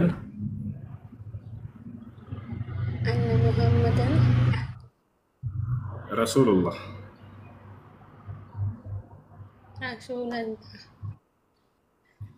ما شاء الله كذي بوالا مسلمون إن شاء الله هنا شو قال يشهد قال وين يمسكر قال يبالا ترجمه أشهد أن لا إله إلا الله مالت إنه كالله بستكر بولا تني ملك للأملاك إلا بيمسكر له مالت يون وأشهد أن محمد رسول الله مالت ترجمه محمد يا الله ملكتين أنا نبينا شوبيه مسكر له مالتنا عند سوس لمن كتقبل بوالا شاور عنده وسرت الزوال مسؤولات راسن زكجو عدرك زند زياب نصوح لبس بملبس مسؤولات السجاجر بالنار صلوات مسجد نجمرال مالتنا ሌላው ነገር ሰውየው እስልምና ሲቀበል ያለፈ ኃጢአት ሁሉ ይማርለታል፣ ከኃጢአት ንጹህ ይሆናል። ይሄን አላህ በቁርአን ላይ ተናግሯል። ነብዩ ሰለላሁ ዐለይሂ ወሰለም ሐዲስ ላይ ተናግሯል። አላህ ሱብሓነሁ ወተዓላ በሱረቱል አንፋል ላይ ሲናገር ምን አለ? ኩል ለዚነ ከፈሩ ኢየንተሁ ይግፈር ለሁም ማ ቀድ ሰለፈ ይላል። ሙሐመድ ሆይ ለእነዚያ ለካዱት ሰዎች እንዲህ በላቸው ካሉበት ክህደት ቢቆጠቡና ወደ እኔ ቢመለሱ ያለፈ ኃጢአታቸው ሁሉ ይማርላቸዋል ይላል። ነቢያችን ሰለላሁ ዐለይሂ ወሰለም ምን አሉ? الإسلام يجب ما قبله አሉ። እስልምና ከእርሱ በፊት ያለን ኃጢአት ያስተሰርያል አሉ። ያ ማለት ሲሰልም ጊዜ ሰውየው ያለፈ ኃጢአት ሁሉ ይማራል ማለት ነው። በቀጣዩ ዓለም እስከ ሞት በኋላ ስላለው ህይወት ቃል ገብቷል ወይ አምላክ አላህ ሱብሓነሁ ወተዓላ ከተባለ አዎ፣ አላህ ሱብሓነሁ ወተዓላ ከሞት በኋላ ያለውን ህይወት ገነትን እንደሚያስገባን ቃል ይገባል እና ይህን ሲናገር ምን ይላል? إن الذين آمنوا وعملوا الصالحات خالدين فيها وعد الله حقا وهو العزيز الحكيم ይላል። እነዚያ በእኔ አምነው መልካምን የሰሩትን የገነትን ጸጋ አስገባቸዋለሁ በእርሷም ውስጥ ለዘላለም ዘውታሪዎች ናቸው እያለ ይናገራል። ይሄ እሺ እህት ያው ከላይ ያለችው ቢንት ሙስሊም የምትለው ትታይሻለች ሊና? እሷን ፎሎ አድርጊያትና እስላማዊ ትምህርቶች የምትማሪበት ግሩፕ ታስገባሻለች። እሺ እሺ ስምሽ ማን ነበር? ሊና ሀዊና ሊና። እሺ መቀየር ካልፈለግሽ ችግር የለውም። መቀየር የምትፈልጊ ከሆነ ደግሞ እንቀይርልሻለን። የአንቺ ምርጫ ነው። እሺ አይ በትክክለኛ ስሜ ሀዊ ነኝ። ሀዊ። እሺ በዛው ይጽና። ከፈለግ የማትፈልጊ ከሆነ የአንቺ ምርጫ ነው። ስሙ ችግር የለበትም። ይሄ ስም መቀየር የሚያስፈልገው አይደለም። እሺ እሺ። አይ ቢንት ሙስሊም አውሪያትና ፎሎ አድርጊያት፣ በውስጥ አገኛት፣ አስተምራት። ሰላም አለይኩም ወራህመቱላሂ ወበረካቱ። ወአለይኩም ሰላም። Sayu on TV now video? ኦኬ ሀቢብቲ እኔ በውስጥ ጽፍልሻለሁኝ የሶላት አሰጋገድም ቁርአን ግሩፕ ማስገባሻለሁኝ አውሪኝ። እሺ እሺ ትክክለኛ እሺ What is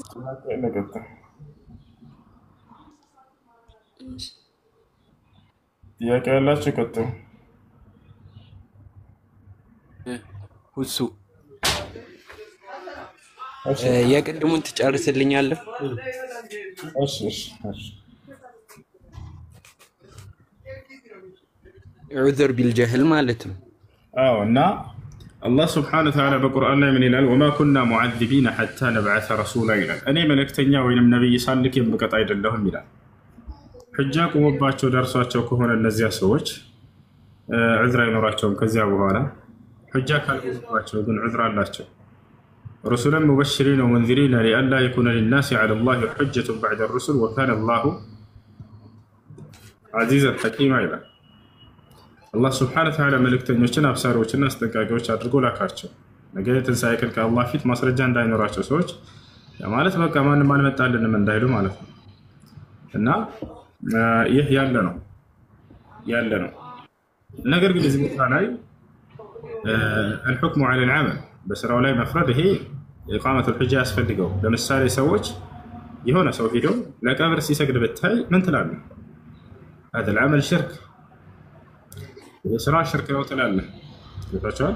ወይንም ዑሙም በሆነ ፍርድ ልክ እንዲሁ መን የስጁዱ ሊገይሪ ላሂ ሱብሓነሁ ወተዓላ መን የድዑ ገይረ ላህ ሱብሓነሁ ወተዓላ ፈሁወ ሙሽሪክ ትላለህ።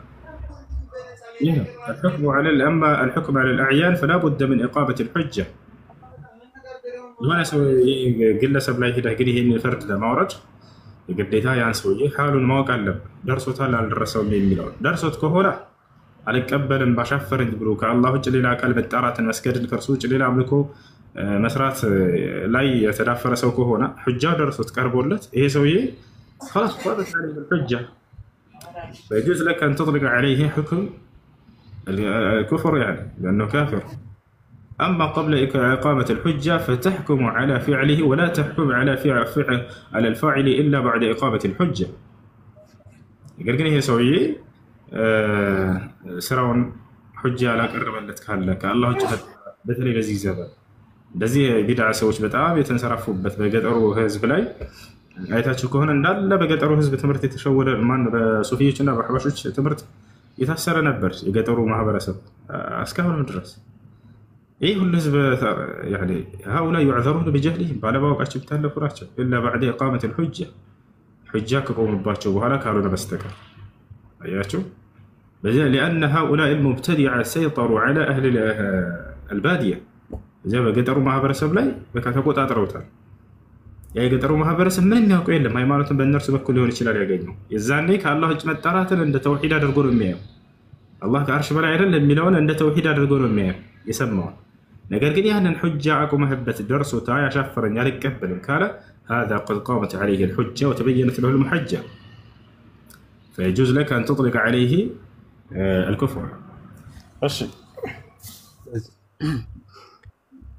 ከዚሁ ጋር ተያይዞ የሚነሳው ከተማ ላይ ያለ ሰው ሁሉ ሑጃ ደርሶታልና በጥቅል ለነዚህ ሰዎች ዑذር ቢልጀህል አንሰጥም የሚሉ ሰዎች አሉ።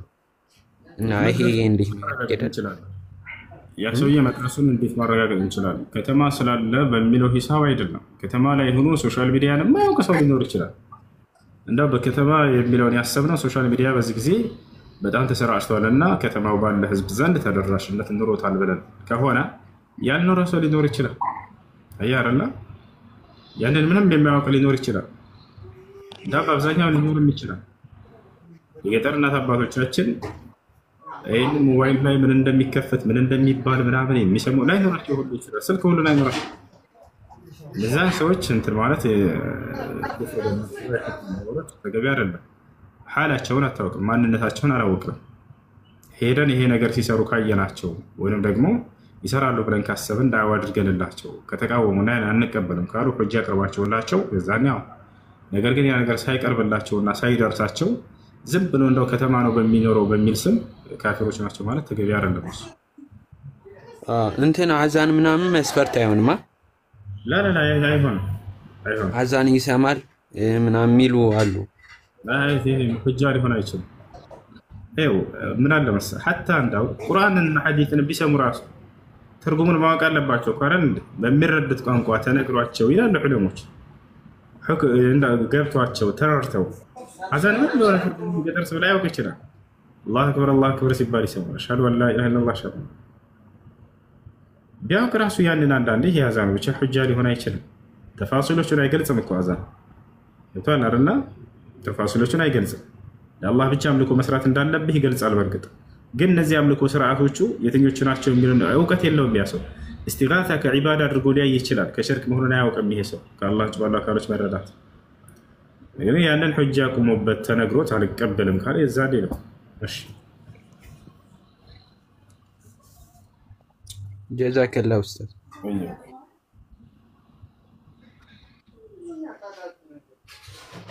ጨርሻለሁ። مرحبا ايش تياك اللي يقدم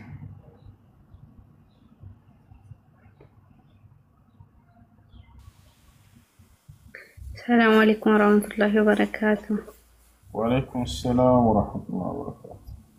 እንዴት ናችሁ? አልሐምዱሊላህ። ጥያቄ ያለኝ የሆነ ሰው ጠጥቶ ባለትዳር ሆኖ ጠጥቶ ዝና ከሰራ ይቅርታ ብለው ሚስቱ አብሮ መቀጠል ይችላሉ? እንደ ሸሪዓ እንዴት ይታያል? ይቅርታ ካለችው ይችላሉ። አስካሪ መጠጥ የሚጠጣ ሰው ከታላላቅ ወንጀሎች መካከል በአንድ ወንጀል ላይ እየወደቀ ነው። ይህን ሰውዬ ሚስት ዳዕዋ አድርጋለት ነግራው አስነግራው ከተስተካከለ ሰየው እምቢ ካለ ፍቺ መጠየቅ ትችላለች። ፍቺ የሚያስጠይቅ የሆነ ምክንያት ነው ችግር ነው እና ይቅር ካለችው እስከተባለ ይቅር ካለችው ኒካሑ ላይ የሚያመጣ ተጽዕኖ የለም፣ አይወርድም ኒካሑ ስለጠጣ። ኦኬ ችግር የለውም ማለት ነው። ለዚህ ነው ያንን ኒካሑን አያወርድም። ተውበት ካደረገና ወደ አላህ ሱብሓነሁ ወተዓላ ከተመለሰ ይቅር ካለችው መቀጠል ይችላሉ። ኒካሑን ያወርደዋል ወይ? በኒካሑ ላይ ዝምት መስራት ከተባለ ኒካሑን አያወርድም። ኒካሑ ያወርዳል። እሺ አመሰግናለሁ። ጨርሻለሁ።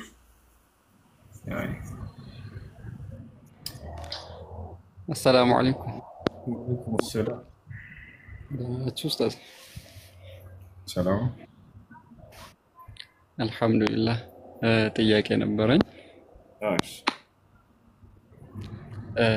ተውሂድ በሶስት ይካፈላል የሚባለው ነገር እንዴት ነው? ያኔ ነብያችን ሰለላሁ ዐለይሂ ወሰለም በሶስት አስማ ወሲፋት ኡሉሂያ፣ ተውሂድ ኡሉሂያ እና ሩቡቢያ ተብሎ እንዴት ነው ይህ ነገር እንዴት ነው ነብያችን ዐለይሂ ሰላቱ ወሰላም በሶስት ከፍለውታል ወይ የሚለው ነገር ሁሌ ያኔ ጥያቄ ይሆንብኛልና እሱን እንድታወራሩ ነው። እሺ እሱ መቀመጥ አለበት ብለህ ታስባለህ? በሶስት ተከፍለዋል የሚል ቃል ቁርአንና ሐዲስ ላይ እሱ መቀመጥ አለበት ብለህ ታምናለህ? እስቲ ደገሙት። ተውሂድ ለሶስት ይከፈላል የሚል ግዴታ መቀመጥ አለበት ብለህ ታምናለህ ወይ? ተከፍሎ ካየኸው ወይንም ደግሞ መከፈል አለበት መቀመጥ አለበት ቃል በቃል ብለህ ታምናለህ? እንደዛ መሆን አለበት? ወይ በቁርአን ወይ ነብያችን ሰለላሁ ዐለይሂ ወሰለም ያንን ነገር አካፈለውት በሶስት ከፍለው ከሆነ በርሃባ። ግን አሁን ከፍለዋል የሚል ነገር አለ ወይ? እሺ እንደሱ ከሆነ ሹሩጡ ሰላት ስንት ናቸው? ሹሩጡ ሰላት የሰላት መስፈርቶች ትርጉሙንም አላወቀውም። ሹሩጡ ሰላት ማለት ነው። የሰላት መስፈርት ማለት ነው። ሹሩጡ ሰላት አይደለ? እሺ ሽሩጡ ሶላት ስንት ናቸው? እስከ 8 ናቸው። አይደለም ሹሩጡ ሰላ አይደለም። ልንገርህ፣ ችግር የለም 9 ናቸው። ሽሩጡ ሶላት 9 ናቸው የሚል በቁርአንና በሐዲስ ላይ አለ? እሱማ እስቲንባ ማለት ፉቃሃዎቹን አራቱ መዝሀቦቹ ያኔ እስቲንባጥ አድርገው ነው ሰለፎቹ ማለት ነው። ከቁርአንና ከሐዲስ መኖር አለበት ጌታ ከቁርአንና ከሐዲስ ወይስ የለበትም? ላ እሱን እኮ አራቱ መዝሀቦች ያኔ ሰለፎቹ እስቲንባጥ አድርገው ነው እያልኩ ነው እኮ እኔ። አይደለም እኔ ከቁርአንና ከሐዲስ ውስጥ አለው ወይስ የለም ነው። ቀደም ምን አልክ አንተ? የግዴታ ከቁርአንና ከሐዲስ መኖር አለበት አልክ። ሽሩጡ ሶላት ስንት እንደሆነም አታውቅም። እሺ እሱን አለፍኩት። ከቁርአንና ከሐዲስ አለ ወይ የለም? እሺ አርካን ሶላት ስንት ናቸው? ያ ሰላም አሁን የመጀመሪያውን ጥያቄ ለምን አትመልሱልኝም? ያኔ እኮ ጥያቄ በጥያቄ ሰው መጀመሪያ ላይ ተውሂድ በ3 ይካፈላል ያልኳችሁ። አርካን ሶላት ስንት ናቸው? 17 ናቸው። አይደለም አርካኑ ሰላ 17 ይልና ጫተንከ በእናንተ ቤት አራዳ ሆናችሁ ነው አይደል? አህባሽ ነው። ለዚያ ነው እንደዚህ ብላችሁ ነው የምትይዟቸው። በቃ አሁን التوحيد الربوبيه والالوهيه والاسماء والصفات የሚለው የግዴታ በቁርአንና በሐዲስ መኖር አለበት ይላሉ። እሺ በራሳችሁ ያዟቸው መልሳችሁ ሽሩጡ ሰላት ስንት ነው በሉት። 9 ይላችኋል አይደል? ከቁርአንና ከሐዲስ ግለጽልኝ። የለም ወፍ አርካን ሶላት ስንት ነው? 14 ስንት እንደሆነ ማያውቁም 17 ነው አለ። ችግር የለም 14 ከቁርአንና ከሐዲስ አምጣልኝ። ወፍ የለም። ያንን የሚቃወሙት ለምንድን ነው ተውሂድ በ3 ይከፈላል የሚለውን? ሶስቱም ተውሂድ ላይ ዜሮ ስለሆኑ ነው።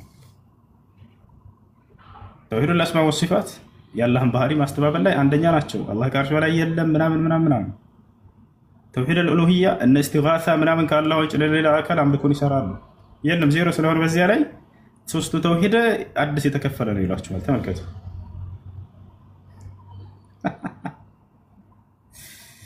አመጣጣችን በደንብ ነው የማውቃችሁ። ሁሉም የእምነት ባለቤት ሁላችሁ። ነገር ግን እዚህ ቦታ ላይ አሁን ተውሂድ الربوبيه والالوهيه والاسماء والصفات ዑለሞች እስቲንባጥ አድርገው ነው አለቀደም። እነዚህንም ዑለሞች እስቲንባጥ አድርገው ከዚያ ቀለል ባለ መልኩ እንድንገነዘባቸው አስቀምጧቸው ነው። አለ ወይ ከተባለ አዎ ተውሂድ الربوبيه ማለት ነው። ኡሉሂያ ማለት ነው። الاسماء والصفات ማለት ነው። ተውሂድ الربوبيه ማለት አላህ Subhanahu Wa Ta'ala ጌትነቱን የሚገልጸው የሆነ የተውሂድ ክፍሎች ናቸው። አላህ ሰማይ ምድርን እርሱ ብቻ እንደፈጠረ وانه سبحانه وتعالى متفرد في ربوبيته እርሱ ፈጣሪ እንደሆነ እሱ አስገኝ እንደሆነ እሱ ህይወትን ለጋሽ እሱ ህይወትን የሚነሳ በዚህ ለጋሽ በዚህ በአከናዋኝነቱ በእነዚህ ሁሉ ብቸኛ መሆኑን የሚገልጽ ነው። ይሄን የተውሂድ ክፍል የሚናገር አለ የለም? ነፍ አለ በቁርአን ላይ። አልሐምዱሊላህ ሱረቱል ፋቲሃ ላይ ታገኛላችሁ ሶስቱንም የተውሂድ ክፍል። አልሐምዱሊላህ ረቢል ዓለሚን ምስጋና ለዓለማቱ ጌታ ለአላህ ብቻ ይገባ ትላላችሁ። ጌትነቱን የሚገልጽ ማንኛውም የቁርአን ምዕራፍ ተውሂድ ሩቡቢያ ይባላል። ተውሂድ الالوهيه ማለትስ ኢፍራድ አላህ ሱብሓነሁ ወተዓላ ቢልዒባዳ አላህን በአምልኮ መነጠል ማለት ነው። ማንኛውም የቁርአን አንቀጽ ከሱረቱል ፋቲሃ እስከ ሱረቱን ናስ ድረስ አላህን በብቸኝነት ማምለክን የሚያዙ የተውሂድ ክፍሎች ሁሉ ተውሂድ الالوهيه ይባላሉ። አለ በቁርአን ላይ።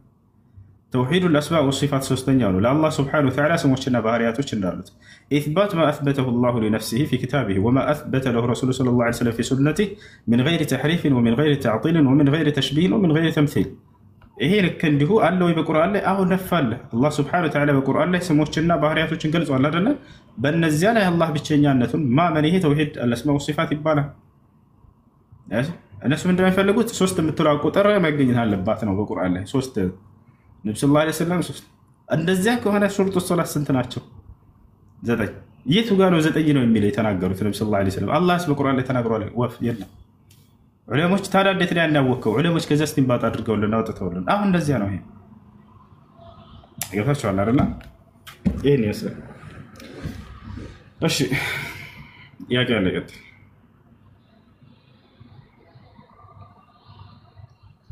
السلام عليكم ورحمة الله وبركاته. وعليكم السلام ورحمة الله وبركاته. زين دينا. الحمد لله. ጥያቄ ነበረኝ። ሴት ልጅ ራሷን መዳር ትችላለች? لا قال النبي صلى الله عليه وسلم لا تزوج المرأة نفسها ولا تزوج المرأة المرأة. ሴት ራሷ ውክልና ወስዳ መዳር አትችልም። ሴት ሴትን መዳር አትችልም። ሴት ልጅ አንድ መረጋጋት። ሴት ልጅ ቤተሰብ ጋር አንዴ ላውራ። ቤተሰብ ሴት ልጅ በእስልምና የተከበረች ነች። ከቤተሰብ ዘንድ እንጂ የምትወሰደው የሚያገባት ሰውየው ከሜዳ ላይ ወስዶ በቃ አግብቼሻለሁ ብሎ እንደዛ አይሆንም። ፈንኪሑሁነ ቢኢዝኒ አህሊሂን አለ። በቤተሰቦቻቸው ፈቃድ አግቧቸው አለ ነቢያችን ሰለላሁ ዐለይሂ ወሰለም። ምን አሉ? አዩማ እምረአቲን ነከሐት ቢገይሪ ወልይን ወሻሂደይን ፈኒካሑሃ ባጢል ባጢል ባጢል አሉ።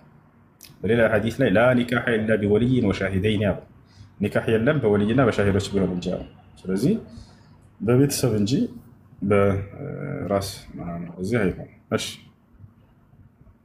ቤተሰብ ጋር ልኳል። ግን ቤተሰብ ጫት ምናምን ስለሚቅም ቤተሰብ ማንም የፈቀደ የለም እና በሸሪዓ ፍርድ ቤት ማሰር ይቻላል ምናምን አለኝ። ቤተሰብ ያለምንም ምክንያት ጫት ምናምን ስለሚቅም ነው ያልሽው? አዎ ቤተሰብ የጠላው በቃ ጫት ይቅማል እሱ አይሆንሽም ምናምን ያሉ ቤተሰብ ጋር 3-4 ሲርቅ፣ ቤተሰብ ግን ምንም የተመቸው ነገር የለም። አይሆንም። ቤተሰብ ተሰሚነት ያለባቸው ጊዜ አለ። መቼ ከተባለ ያ ልጅ ሊያገባት የመጣው ሰው ከዲን አንጻር፣ ከማስተዳደር አንጻር፣ ከአኽላቅ አንጻር ባዶ ከሆነ ሱስ ካለበት ልጃችንን አይሆንም ካሉ ተሰሚነት አላቸው። አዎ 3-4 ጊዜ ልኳል ቤተሰብ ጋር። ግን ቤተሰብ ማንም ሊቀበል አልቻለም። አንዴ መረጋጋት፣ አንዴ ናውራ። ታዳምጪኛለሽ? እስኪጨርስ ጊዜ ስጭኝ። እሺ ሽክረን። ጊዜ ስለሰጠሽ አመሰግናለሁ። በሰጠሽ ጊዜ ላይ ጠልቀ እንዳትገቢ እስኪጨርስ። قال النبي صلى الله عليه وسلم إذا جاءكم من ترضون دينه وخلقه فزوجوه إلا تفعلوه تكون فتنة في الأرض وفساد عريض. ነቢያችን ሰለላሁ ዐለይሂ ወሰለም ምን አሉ? ዲኑንና ስለ ምግባሩን የምትወዱለት ሰው ልጃችሁን ለትዳር ሊጠይቅ ከመጣ ዳሩት ይህን ሰው አሉ። ስለዚህ ቤተሰብ ዲንና ስነ ምግባር የለውም ይሄ ሰው ካሉ አንደረብ ካሉ መብት አላቸው። ምንም ምክንያት ሳይኖራቸውስ ማስተዳደር ይችላል። ዲን አለው፣ አኽላቅ አለው፣ ሱስ ምናምን የለበትም። ነገር ግን በተልካሻ ምክንያቶች ለምሳሌ እኔ አሁን እንድትጦሪን እንጂ የምንፈልገው እንድታገቢ አይደለም እያለ እንደዚህ እንትን የሚል ከሆነ ይሄ አይቻልም፣ አይፈቀድም። እምቢ ማለት አይችልም። የዛኔ ሸሪዓ ፍርድ ቤት ሄዳ መጋባት ይችላል። ከዚያ ውጭ ግን ይሄ ሰው ሱስ ካለበት ቤተሰቦች ያንን ነገር አይተው አንሰጥም ካሉ ተሰሚነት አላቸው እነሱ። እሺ እና እንደዛ ከሆነ ፍርድ ቤት ማሰር አይቻልም።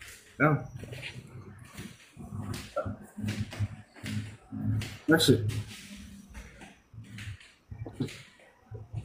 ሰላም እሱ እና ቤት ሰላም ነው። ሰላም እንዴት ነህ? አለን አልሐምዱሊላህ። አህባሾች ምንድን ነው እንዴት ነው የሚያምኑት?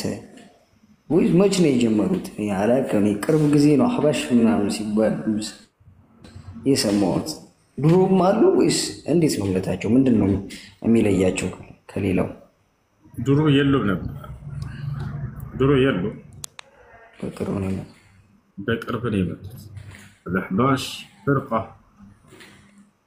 رجل أسسها اسمه عبد الله الحرري وهو من الحبشة،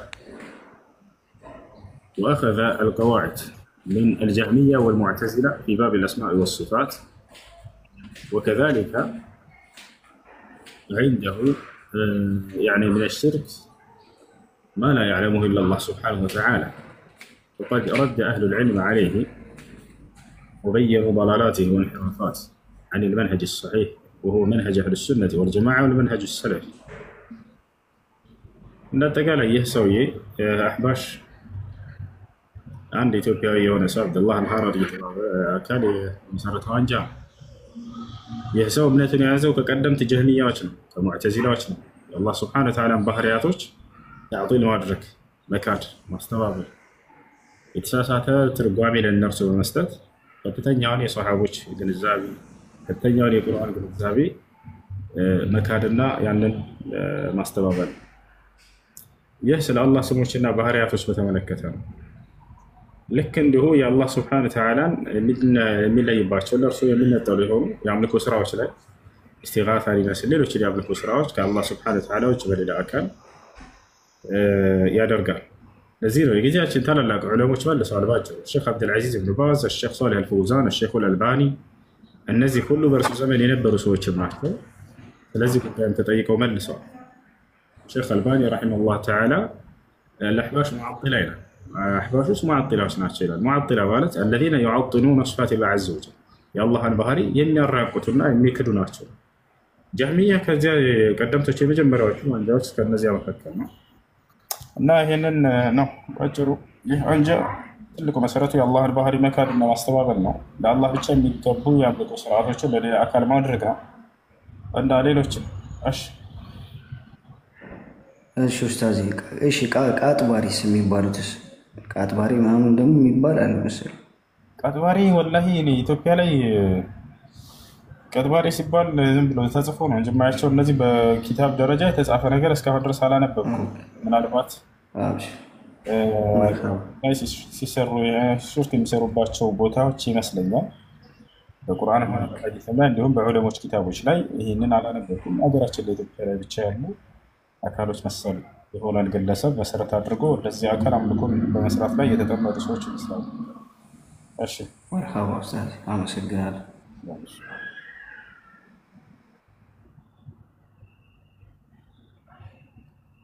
እሺ ጥያቄ ለቀጥታ። ሰላም አለይኩም። ወአለይኩም ሰላም ወራህመቱላሂ ወበረካቱ። ጥያቄ ነበረኝ። እሺ ስለ ሰላት ጉዳይ ነበረ። ሄሎ እየሰማ ነው። ቀጥል። እኛ አካባቢ ያለንበት ቦታ ላይ ማለት ነው ኢሻ ሰላት በጣም አርፍደን ነው የሚሰገደው። ወደ ሜቢ እኩለ ሌሊት ሊሆን ይችላል፣ ፀሐይ ስለማትገባ ማለት ነው ቶሎ። እና ሰላቱን ከመተው ከመግሪብ መግሪብ እንደተገርኩ ኢሻ በሰግድ ችግር አለው? ምክንያቱም ብዙ ጊዜ እያመለጠኝ ስለሆነ ነው። ወቅቱን ጊዜውን ጠብቀሽ ስገጂ ማለት እኩለ ሌሊት ነው። ላይክ እንደ 6 ሰዓት ሜቢ 5 ሰዓት ተኩል ምናምን እንደሞጣው ድጋሜ መነሳት አለብን። ከመግሪብ በኋላ ፀሐይ ልትጠልቅ ፀሐይ ስትጠልቅ ጊዜ መግሪብን ስገዱና ከዚያ 1 ሰዓት የሚሆን ጠብቀሽ ኢሻን ስገጂ። ኦኬ እንጂ እንትን መግሪብ እንደሰገድክ ኢሻ መስገድ አትችልም። ቀጥላይ ትንሽ ቆይታ ሜቢ 4 ሰዓት ምናምን ይሆናል መግሪብ ራሱ የሚገባው ከምሽቱ። መግሪብ የሚሰገደው ፀሐይ ስትጠልቅ ጊዜ ነው። ከዚያ በኋላ የተወሰነ ቆይታችሁ 1 ሰዓት የሚሆን ከዚያ መስገድ እንጂ አከታትሎ መስገድ አይቻልም። እሺ አመሰግናለሁ። ጀዛከላህ።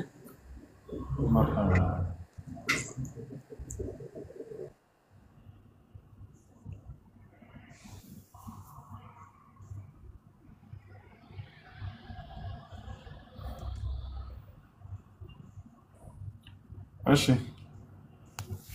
السلام عليكم. وعليكم السلام. ጥያቄ ነበረኝ። እሺ